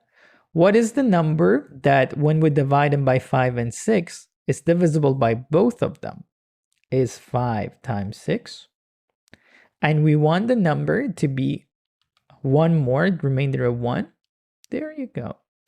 So the number we're looking for is 31. When we go, if I divide 31 by 5, the remainder will be 1. When I divide 31 by 6, okay, blah, blah, blah, blah, the remainder will be 1. What is the next number that is like that?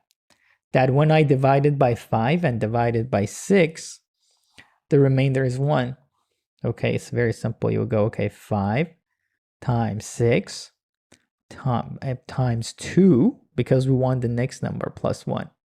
That's going to be 61. What is the next number? 5 times 6 times 3 plus 1. That's going to be 91. Okay, so you need to have this like foundation, right? You have to have this experience of playing with these numbers and know this. Okay, if you don't know, you will start with simpler numbers and then you build that for yourself. Now we want a number, okay, that is divisible by all of them, okay, but when we divide them by any of the numbers, the remainder is 1. So all we have to do to find that number is just multiply all of these together. 4 times 5 times 6, and then plus it by 1. So 4 times 5 is going to be 20. 20 times 6 is 120. 721. Okay. Now, we want this number to be also, here it says when she placed them into groups of 7, okay, there was none left over. So if I divide it by that number, okay, it's going to be 103 here, and the remainder will actually be 0. Is that going to be the answer? Should I go, oh, I found one, 721. Good. There is one thing. Here it says, what is the minimum number of stamps? What if there is a smaller number that just has all these conditions? Okay, so to find the smaller number, okay, not this one, we'll do something else. You see, when we multiply all these numbers, okay, we just want to find, okay, the least common multiple of these numbers. So to do that, for example, like look at this. This one, 6 is a 2 times 3. Okay. If a number, so that means we don't really need this one. So there's a 2, that's a 3. This is a 2 times 2. Okay. So we just want the least common multiple of these numbers. So what is that? We want the number first to be divisible by 6. So I'm going to write 6.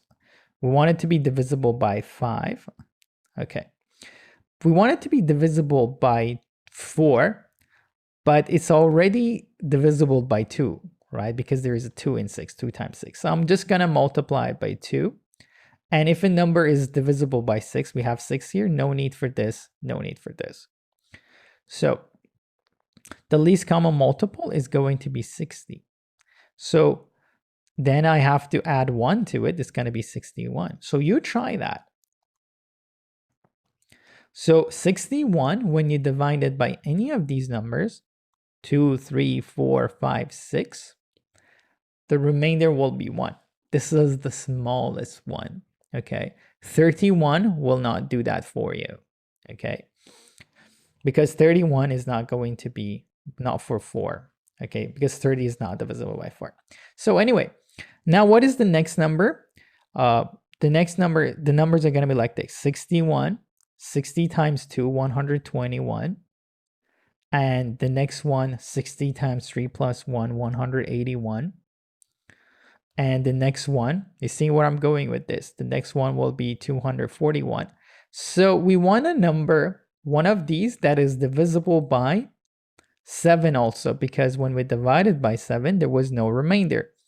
So let's go here. The next number is going to be 301. Okay, so now I could continue writing the next one. Like the next one will be 361. The next one is, okay, 60 times 7 plus 1, 421. But what is the smallest of these numbers that is divisible by 7? Is this divisible by 7? No.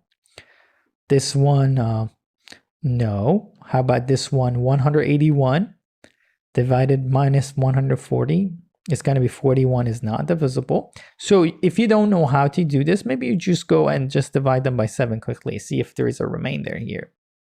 So however you know. So, and then 241. This is going to be 210 plus 31. Okay. So this is how I do it. This one is divisible by 7, so good, but 31 is not. So 241 is not divisible by 7. There are other ways to learn divisibility by 7, but this number 301, 280 is divisible by 7 because that's 7 times 40 plus 21. Both of these are divisible by 7, right? So then you would go and choose this as the right answer because this is going to be the smallest, the minimum of all these numbers. Okay, so for problem 27, I'm going to ask you some questions. In this diagram, how many right triangles do you see? Yeah, that's 1, that's 2, that's 3, and all of it is 4 right angle triangles. And let me tell you, do you see parallel lines since the question says that the shaded is a square? Okay, so ABCD is a square, then we're going to have parallel lines. Okay, so parallel lines and triangles, they make similar triangles. Okay, so for all of these triangles, right, for this one and this one, now, what is this? This angle is equal to this angle. This is 90 degrees. This is 90 degrees. So the third angle has to be equal. If all the angles are equal, they're going to be similar. So remember this, triangles and parallel lines that come in different types of questions, that the answer in the approach is similar triangles, right? I want you to remember, okay? Parallel lines, triangles, then you look for similar triangles. That's your clue. Good.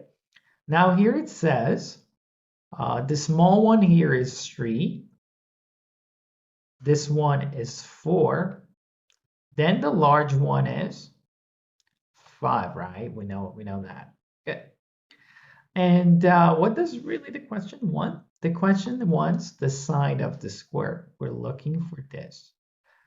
But it's going to be a fraction, right? And then, for example, if the fraction is going to be 1 over 2, then the answer would be 1 plus 2, right? That's the problem. And let's see, okay? Now, when you just choose variable, yeah, you might think they're not really important how you name them. I think they are very important how you name your variables. Okay, so I'm gonna call this one red, and I'm gonna go call this one blue. And we just want to find the side of this BC. I'm going to call all of it are equal. So each of these sides, I usually name them A and B, but since A and B are already taken by the question, I'm going to call this one X. Okay, this is also X, this is X, and this is X, right? Each one is X. Good. So in the question, we already have red plus blue is equal to 3. 3 is the smallest side of the triangle, right? So, and then I'm going to focus on this triangle. Okay, so in this blue triangle, X, is it the smallest side? Is it the largest side? Or is it the middle one? Right? This one is the middle one, right? So I'm going to write it over here. Since it's X, the middle side, in this triangle, B is the large side over B is equal to, right? In the main triangle, what was the middle side? The middle side was 4. The large side was 5 is equal to 4 over 5. Okay, so this equals to 4 over 5. Okay, that's one. And we're going to repeat the same steps for the red triangle. Okay, let me do that as well. Okay, the red one over X is equal to what? Red over X. Okay, red, this side is the smallest side of the triangle. X in this triangle is the largest side. So in the big triangle, the smallest one was 3. The largest one was 5. And the question is solved now. Okay, so we have R and B. We want R in terms of X. We want B in terms of X. What does that mean? Let's do that. Okay, so from here, I'm going to cross multiply. I'm going to get for the first one, 5x is equal to 4b. So b is equal to, dividing both sides by a 4, 5 over 4x. Good. Let's do that for the other one. Cross multiply, 3x is equal to 5r. And r is equal to, dividing both sides by a 3, r is equal to 3 over 5x. Okay, now how do we do this? We're going to do a replacement. What's that? Instead of r, I'm going to write 3 over 5x. Instead of b, I'm going to write 5 over 4x. Replacement, right? So then if I replace them, and I'm also going to change color, instead of r, I'm going to write 3 over 5x. And I'm going to replace b by 5 over 4x. And both of these are equal to 3. Good. So since both of them, they have x, I could, because it's common, I'll factor it. I factor it out. So x will be 3 over 5 plus 5 over 4 is equal to 3. So I just need to add these two fractions together. So x multiplied by, what is this when we add them? It's going to be 5 times 4. I'm going to write it here. 3 times 4, 12. 5 times 5, 25. If I add them together, that gets me 37 is equal to 3. So, and here,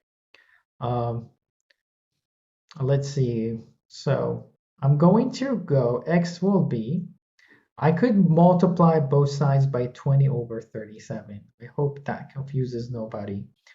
Okay, so x will be 3 times, okay, opposite of this, 20 over reciprocal of 37. So x will be 60 over 37. That's it. Now, can we simplify 60 and 37? Right? Are they both divisible by a number? No. So they are in their simplest form already. So then what does the question want? It says if this is A, this is B, we want A plus B. So add 60 plus 37, and that's going to give us 97, which will be the answer to the problem. If you find these type of questions confusing, I know the reason why, right? The reason is that you don't know where to start. You don't know what the first step is, what is the second step is, right? So you read it and you say, I don't know, and then you give up, right? So let's see how we deal with a question like this. It's easier than you think. The elves have to choose who will go to the annual magic conference. They sit in a circle, and the chief elf starts counting around the circle, starting with himself. Every second elf counted drops out of the circle, and the counting continues until Elvin, the king, drops out. All these left in the circle go to the conference this year. Okay, now this is the case. This is the important. There are 1,000 elves in the circle, right? So a lot of people decide to start with 1,000 and analyze this 1,000, and that's why they can't do the question, right? So to understand this problem first, the first step is to do the similar question with an easier example, right? So basically 1,000, instead of doing the question with 1,000, I'm going to go with 10, right? And let's see how it is. So we're going to have only 10 people here, and we're going to just decide how we could answer this question with 10 instead of 1,000 and see how this is. Number one is the king, the Elven king, right? So, and then here it says, every second elf counted drops out. The first one is the king. The second counted is going to be 2. So this will be out, this will be out, this will be out, this will be out, and this will be out. So 10 people, how many did I cross? 5. I crossed the even numbers. So the numbers that are remaining are 1, 3, 5, 7, and now let's go and repeat the same steps. Okay, then king counts himself first. The second one is 3, so 3 will be kicked out. Okay, so let's kick him out. 3 is kicked, then 5 stays, 7 is kicked, and the king was also kicked out. So what are the two numbers remaining? Only 5 and 9. Do we really understand what's going on? Can we apply this to 1,000? I would say no. So let's come up with another example. See, another example would be maybe an odd number, but I'm going to go this example, another example with 8 instead. Okay, so let's see, 1, maybe I go with a different color. I go with red. So we have 1, 2, 3, 4, 5, 6, 7, 8. You repeat these examples until you get what's going on. Okay, so then the king doesn't count himself. So 2 out, 4 out, 6 out, 8 out. What numbers remain? 1, 3, 5, and 7 remain. And then what happens? See, we have 4 numbers remaining. This number 8 was even. Now 4 number is even. Let's see its behavior. Okay, so the count, the king is here. 3 is out. 5 stays. 7 is out. So the king stays. There would be like a 1 and a 5. King counts himself. And then 5 is out. So if the number was 8, nobody goes to the party, right? Like no one. But see, we have to understand what's going on here, right? So then another example, let me go with something that is only odd numbers. 1, 2, 3, 4, 5. Okay, so the king is here, starts eliminating the next one, then the next one, and then the king will be eliminated. See, after these examples, okay, you can come out with what's going on here. If the number is odd, like 5, at that turn, the king will be eliminated. But if we start with an even number, so like this example, it was 8, okay, then we divided by 2, became 4 people, it's still even, so it continues. 2 was still even, right? And then the only one, even the king will be out, right? But for example, the example that we had with 10, okay, so it's an even number. Once it became odd, 5 number, the king is out. So really, basically, this 1,000 could have been 2,000, it could have been 4,000, it doesn't really matter, okay? What we can understand is that each time, half of them, the even numbers are kicked. But when we have 5 people, how many people are kicked? This is really important. Okay, first 3 is kicked, then 7 is kicked, then the king is also kicked out, right? We have to keep this in mind. Now, okay, all we have to do is just apply the same thing. Once you understand what's going on in this question, okay, then it's going to be very, very easy. So we have 1,000 people. Is this odd or even? It's even. Is the king out?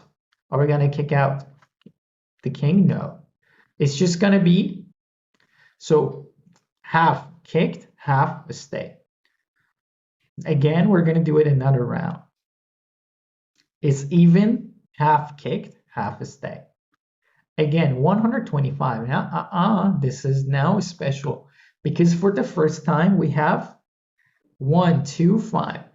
So, and then we're going to kick out all the even numbers. See, now just visualize this. 1, 2, 3. It's going to continue all the way to 1, 2, 5. And we're going to kick out everybody who is even from here. So how many even numbers are? 125 is odd. 124 numbers divided by 2. So how many even numbers do we have? We have 62. We're going to kick all 62 out. Okay, so it's going to be 125 minus 62. But we have to be careful here, okay? Because we have kicked, okay, 62.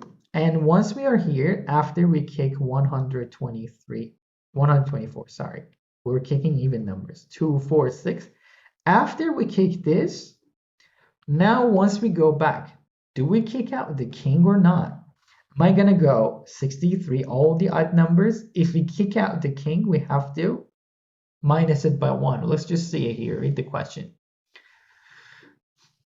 Every second elf counted drops out a circle, and the counting continues until Elvin drops out. So we have to kick him out too. So the number is actually 62. So that's the answer.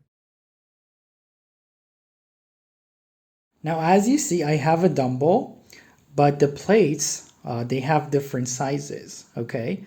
And I'm going to push this away straight this way, and we're going to see what happens when I do so. So as you see, it's going to travel in a circle, right? This one will travel a larger circle than this one, okay? And how big of a circle it makes, it has to do with the size of this shaft over here. And also it has to do with the ratio of the wheels. Okay, the closer the two wheels are, so if the ratio is very close, okay, it's going to travel a very large circle. But if this one is really large, this one is very small, it tends to actually become smaller and just go around itself. Okay, we're going to do a question right just about this one. Now, in this math competition question, well, they basically made the dumbbell that I showed you. That is, there is a shaft with two wheels that are fully attached, okay? And we're going to roll it we're going to just like push it forward on a level ground, and they're going to make two circles, right? There's going to be a small circle like this. It's going to go around, let me just draw it better. It's going around a smaller circle. This one will go around a larger circle. And the question would need the radius of the larger circle. So, and I'm going to explain this step by step so that we fully understand this problem and we can do all similar questions. Now I have a question for you. Okay, imagine we have this wheel, okay? And this wheel is going to turn around itself once, one revolution. Does it move forward or not? The answer is it depends. If there is no friction, like if it's happening on ice, imagine you turn a wheel on ice, it turns, it doesn't go forward. But if there is enough friction here, as it's rolling, it starts to go forward too. So after one revolution, okay, this is the same ball. How much does it go forward? What is this distance for one revolution? 2 pi r. If it goes around itself 2 times, 2 times 2 pi r. If it rolls 10 times, 10 times 2 pi r, right? So now let's focus on the question here, the dumbbell question, for example, we could call it. See, just visualize this shaft. You see, they are completely connected, right? It's solid. So if this one turns, for example, 10 times around itself, okay, if it goes 10 rounds, 10 revolutions, how many revolutions this bigger one will go? Again, 10 revolutions because they're connected. So the small one will also go by 2 pi. The smaller one, I'm going to call it 2 pi r. This one will always go because the radius is larger, I'm going to call it capital R.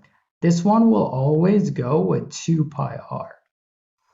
Okay, and they're connected. So for example, if they go 10 rounds, the bigger one will go 10 to pi r. The small one will turn also 10 times. So you would see how much they go, how many rounds they go is not important because they get canceled out. 2 pi will also cancel out. So the distance the small one travels and the distance the big one travels, okay, has correlation with the ratio of the radii. So let me just write it down.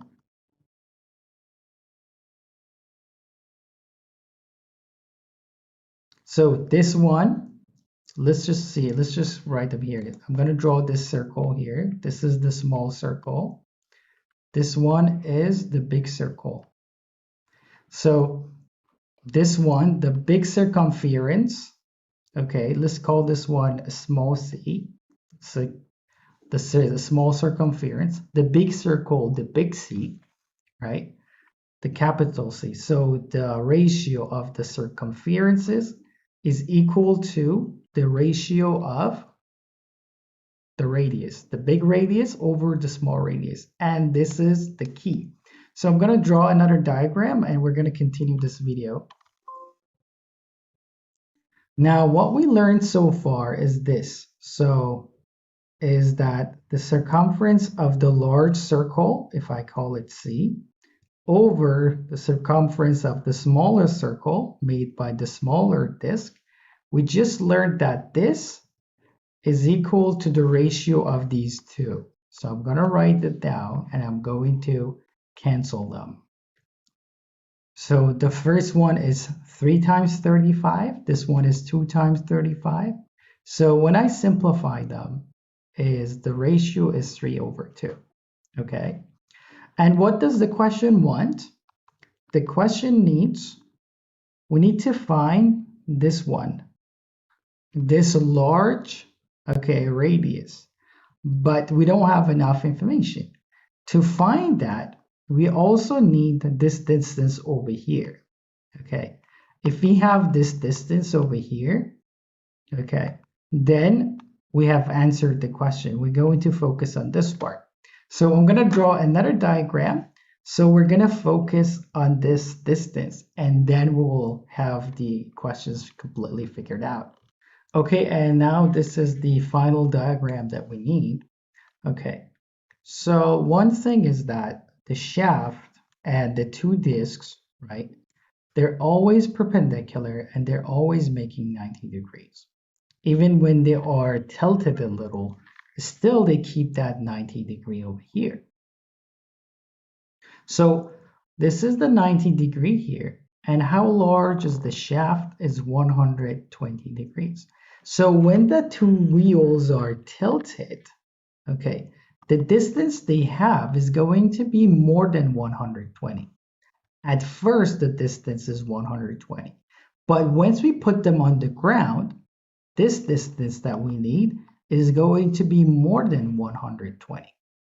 Okay, I'm going to go like here to here is going to be more. And we need to find that distance. So all we really have to do is to find this distance is, you see this line over here, the red line, I'm going to draw it here. And I'm going to just say it's completely parallel. I'm going to just move it here, this way right over here. And now I'll have a beautiful, okay, right angle, okay, right triangle right over here. So this is actually 90 degree. This is 120. So, and this is what we need. And what is this distance? This is going to be the big R. All of this, let's just call, if this one is R, minus this one, minus this one. So from here to here, all the way is 105. So minus this part, 70. So what is this small part? 105 minus 70 is going to be 35 right over here. So what is the question mark? So a tip, you would never go something like this. You would never go 120 without a calculator. You never go like this. Okay. We need to simplify them first. Okay. And then use Pythagorean theorem. So let's just go here. I'm going to divide them both by 5. So instead of doing this as 7, this one 24. Okay. These two right angle triangles are similar, 70, 24. So 7 squared plus 24 squared, the square root of that is actually 25, right? So, and now these two triangles are similar. So this one, you see both of them. If I multiply this one by 5, it becomes 120. This one multiplied by 5 is 35. So this one multiplied by 5 is 125. We do this to save time. Okay. So because it's a test, we need to be quick. So this distance over here is actually, okay, 125. Okay.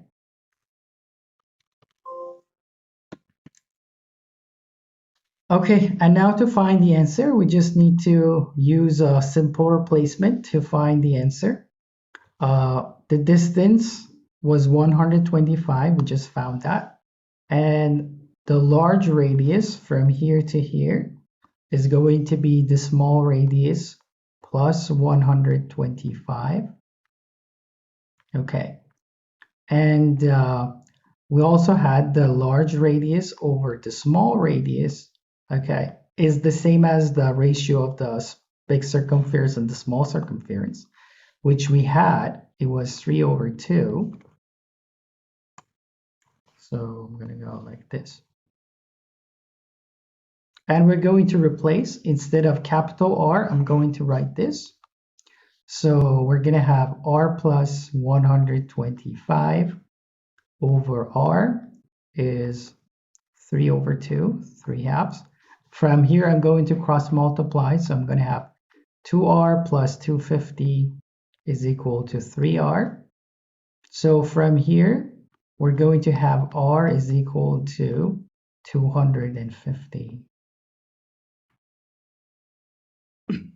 So this small r is 250, but the question is asking us for the larger r, so from here to here. So the answer to the problem is 375.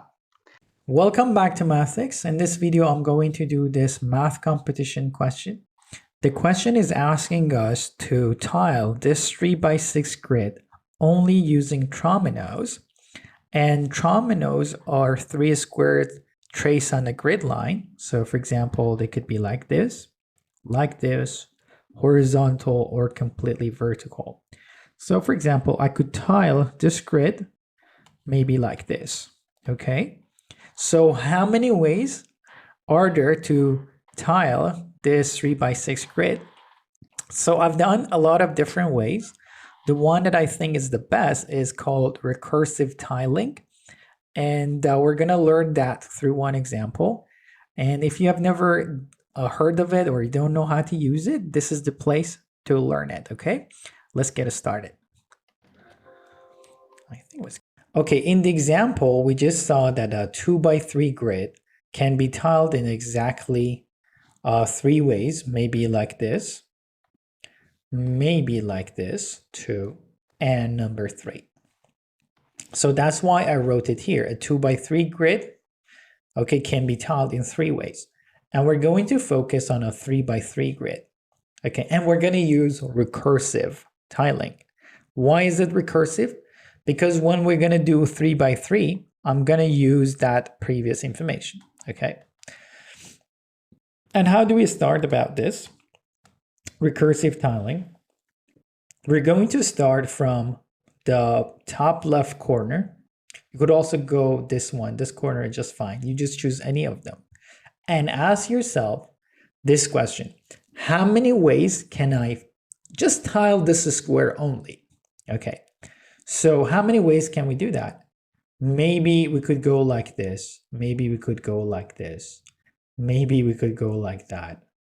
Okay, maybe we could go like this. And maybe we could go like this. So the top left corner can be tiled in 5 different ways. So I'm going to write them like this, maybe horizontally, maybe vertically, maybe something like this, maybe something like that. And lastly, this one. As you see, there are going to be 5 different ways of tiling them. Let me just write them a little to the right because I'm going to need that space later. So it's going to be like this, and like this. And we have to divide this question in 5 different cases. Okay, it's going to be easier than you think. Once you do a few, then you get a hang of it and you become quick. So if the first one is tiled like this, what is left is a 2 by 3 grid. How many ways can I tile this? Recursive tiling. I know it's 3. So I'm going to go and write a 3 here. So what if it's going to be completely vertical like that? Again, a 2 by 3 grid is left. How many ways? Again, 3. So you see, we're just going to write them down like this. If I start by L-shape something like this, okay, so what can fill this part? There's only one thing that can fill this. So only one way for this one, right? If I start like this, now is the tricky part. So let's focus on this one, this tile. How many ways can I tile this part? It's going to be 2 ways. Maybe I could go like this, or maybe I could go a horizontal like this. So it's going to create 2 cases. Maybe something like that.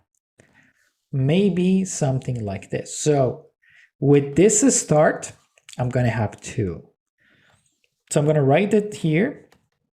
So 2 ways for this. And if I start like that, there's only one way to complete this, right? It's going to be this one and then this vertical. So 1 way.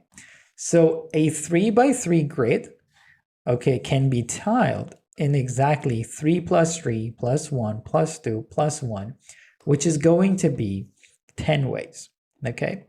And guess what? What is the next step? The next step, I'm going to go by a 4 times 3 grid. And once we do it, we're going to use this information and this information, right? So that's why it's called recursive tiling. I'm going to need the previous information and add it up. So let me just clean.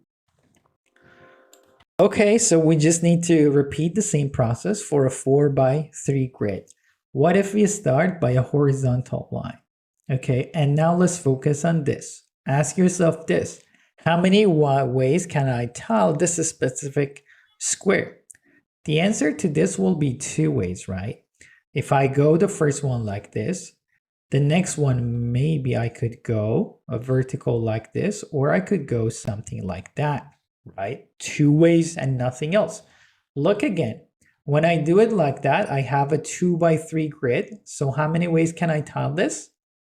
Again, 3 ways. So this is going to give me a 3. I'm going to write a 3 like this. Now that I have this one, okay, these 2 that are left here, let's see, maybe I could fill it like this, right? And can I fill it like that? No way, I can't do that. So these 2 are going to be not like this, only like that. So the only way is going to be this one right here, and it's going to be like this. So there's going to be only one way.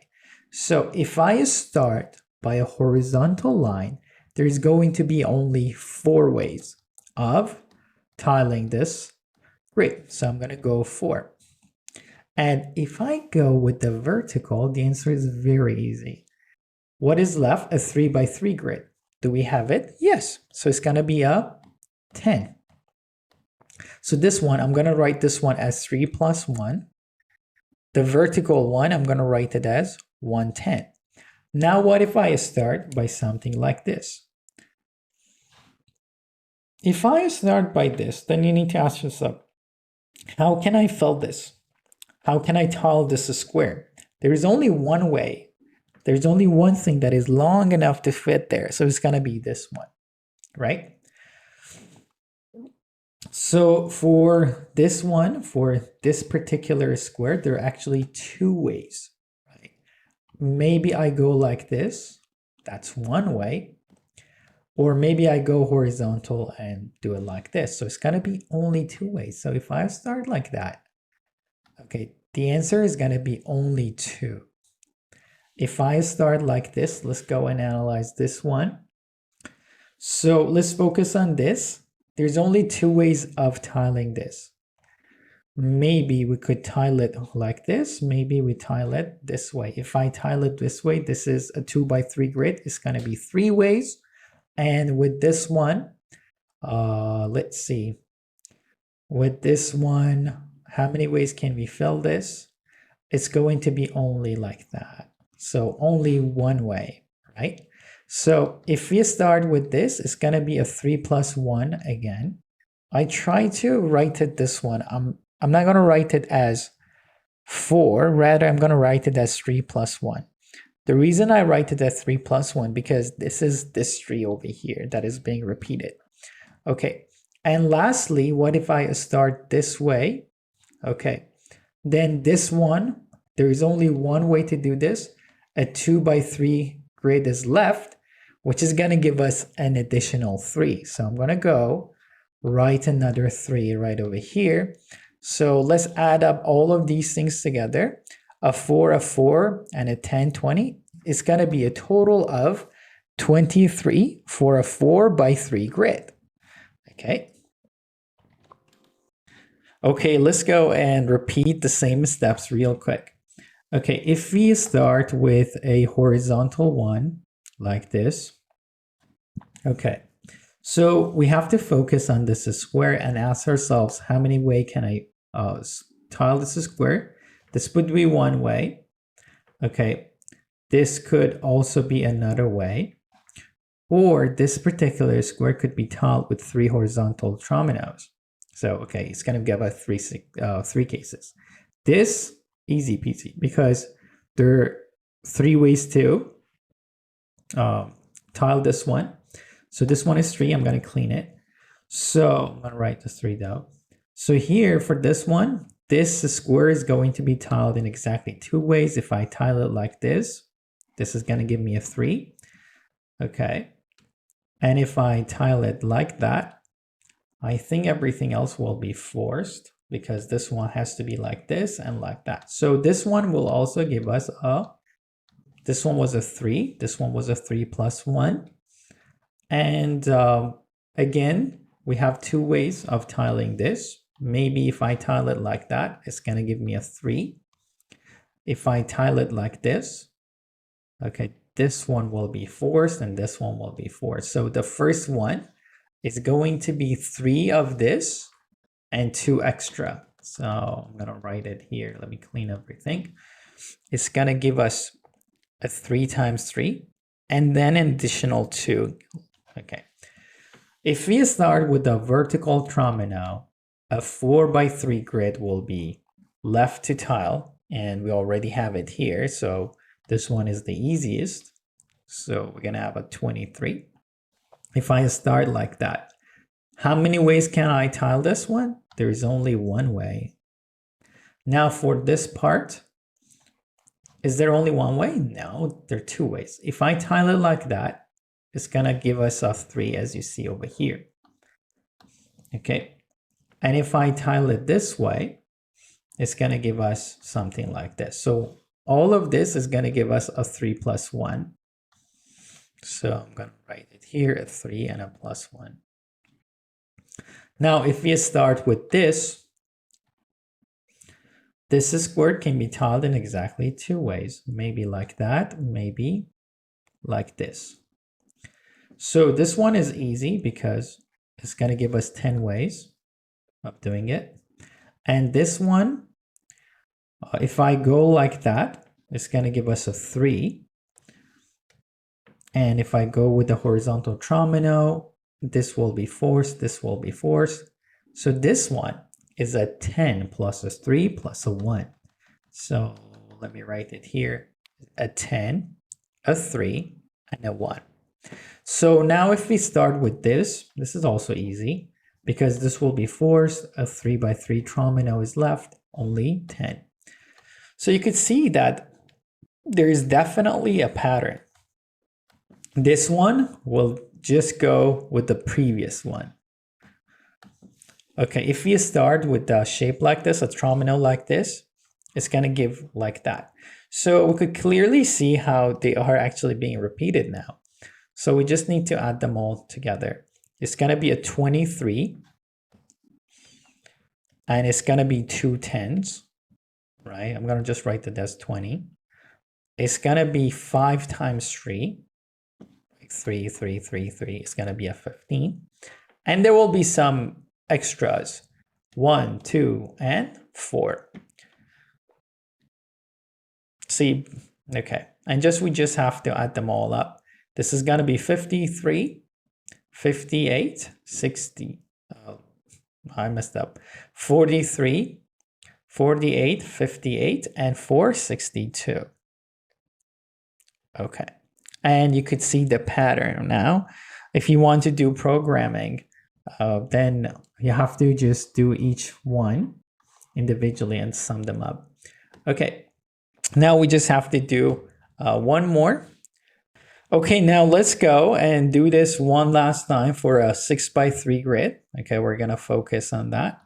So if I start horizontal with the horizontal tromino, as we saw before, this square can be filled and tiled in 3 different ways. Okay, maybe like this, maybe like this. Okay, so the first one is easy because 3 by 3 is left, so it's just going to be a 10. Now this one, remember this square can be tiled 2 ways. This is one way, so it's going to give us another 10. Or we could go with something like this. I could go with a horizontal one like that. And then for this one, we're going to have 2 ways again. If I go like this, it's going to be a +3. If I go with the horizontal one, it's going to be only like this and only like this. So everything else will be forced. Now the middle one, so we have to be careful here. This one could be done exactly in 2 ways. If I go like this, again another 10. If I go with the horizontal one, this one will go with the horizontal one too.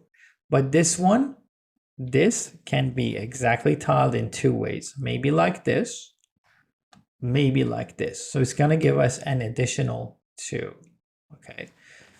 So we just have to add all of these.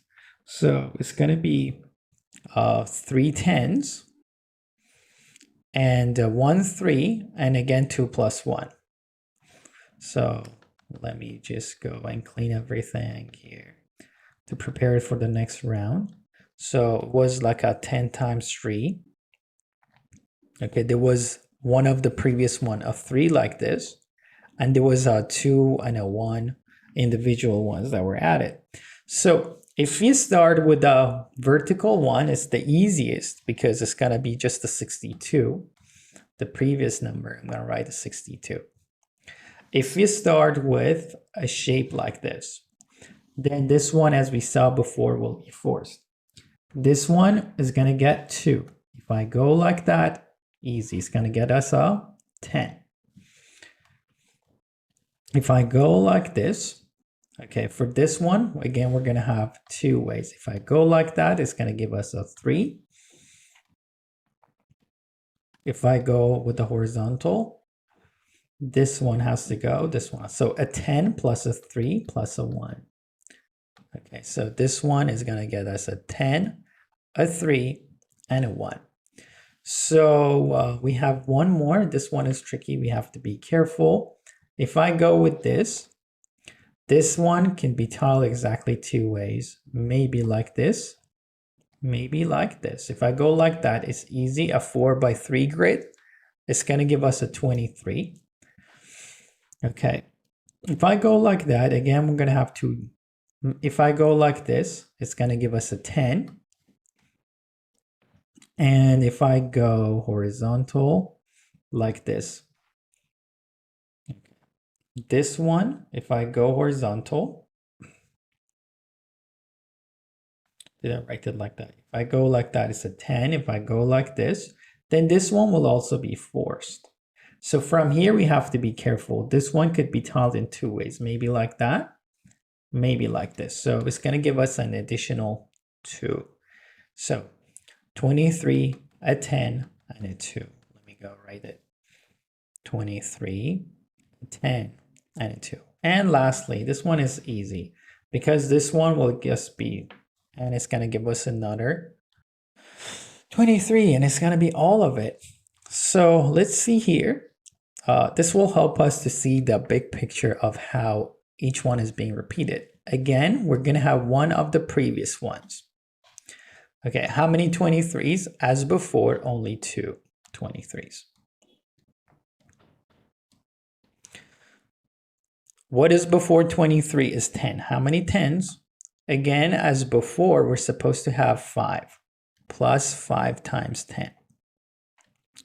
Okay, what is tricky about this? Okay, it's gonna be the individual one, and we're gonna have 2 of this again, 2 of the 3s.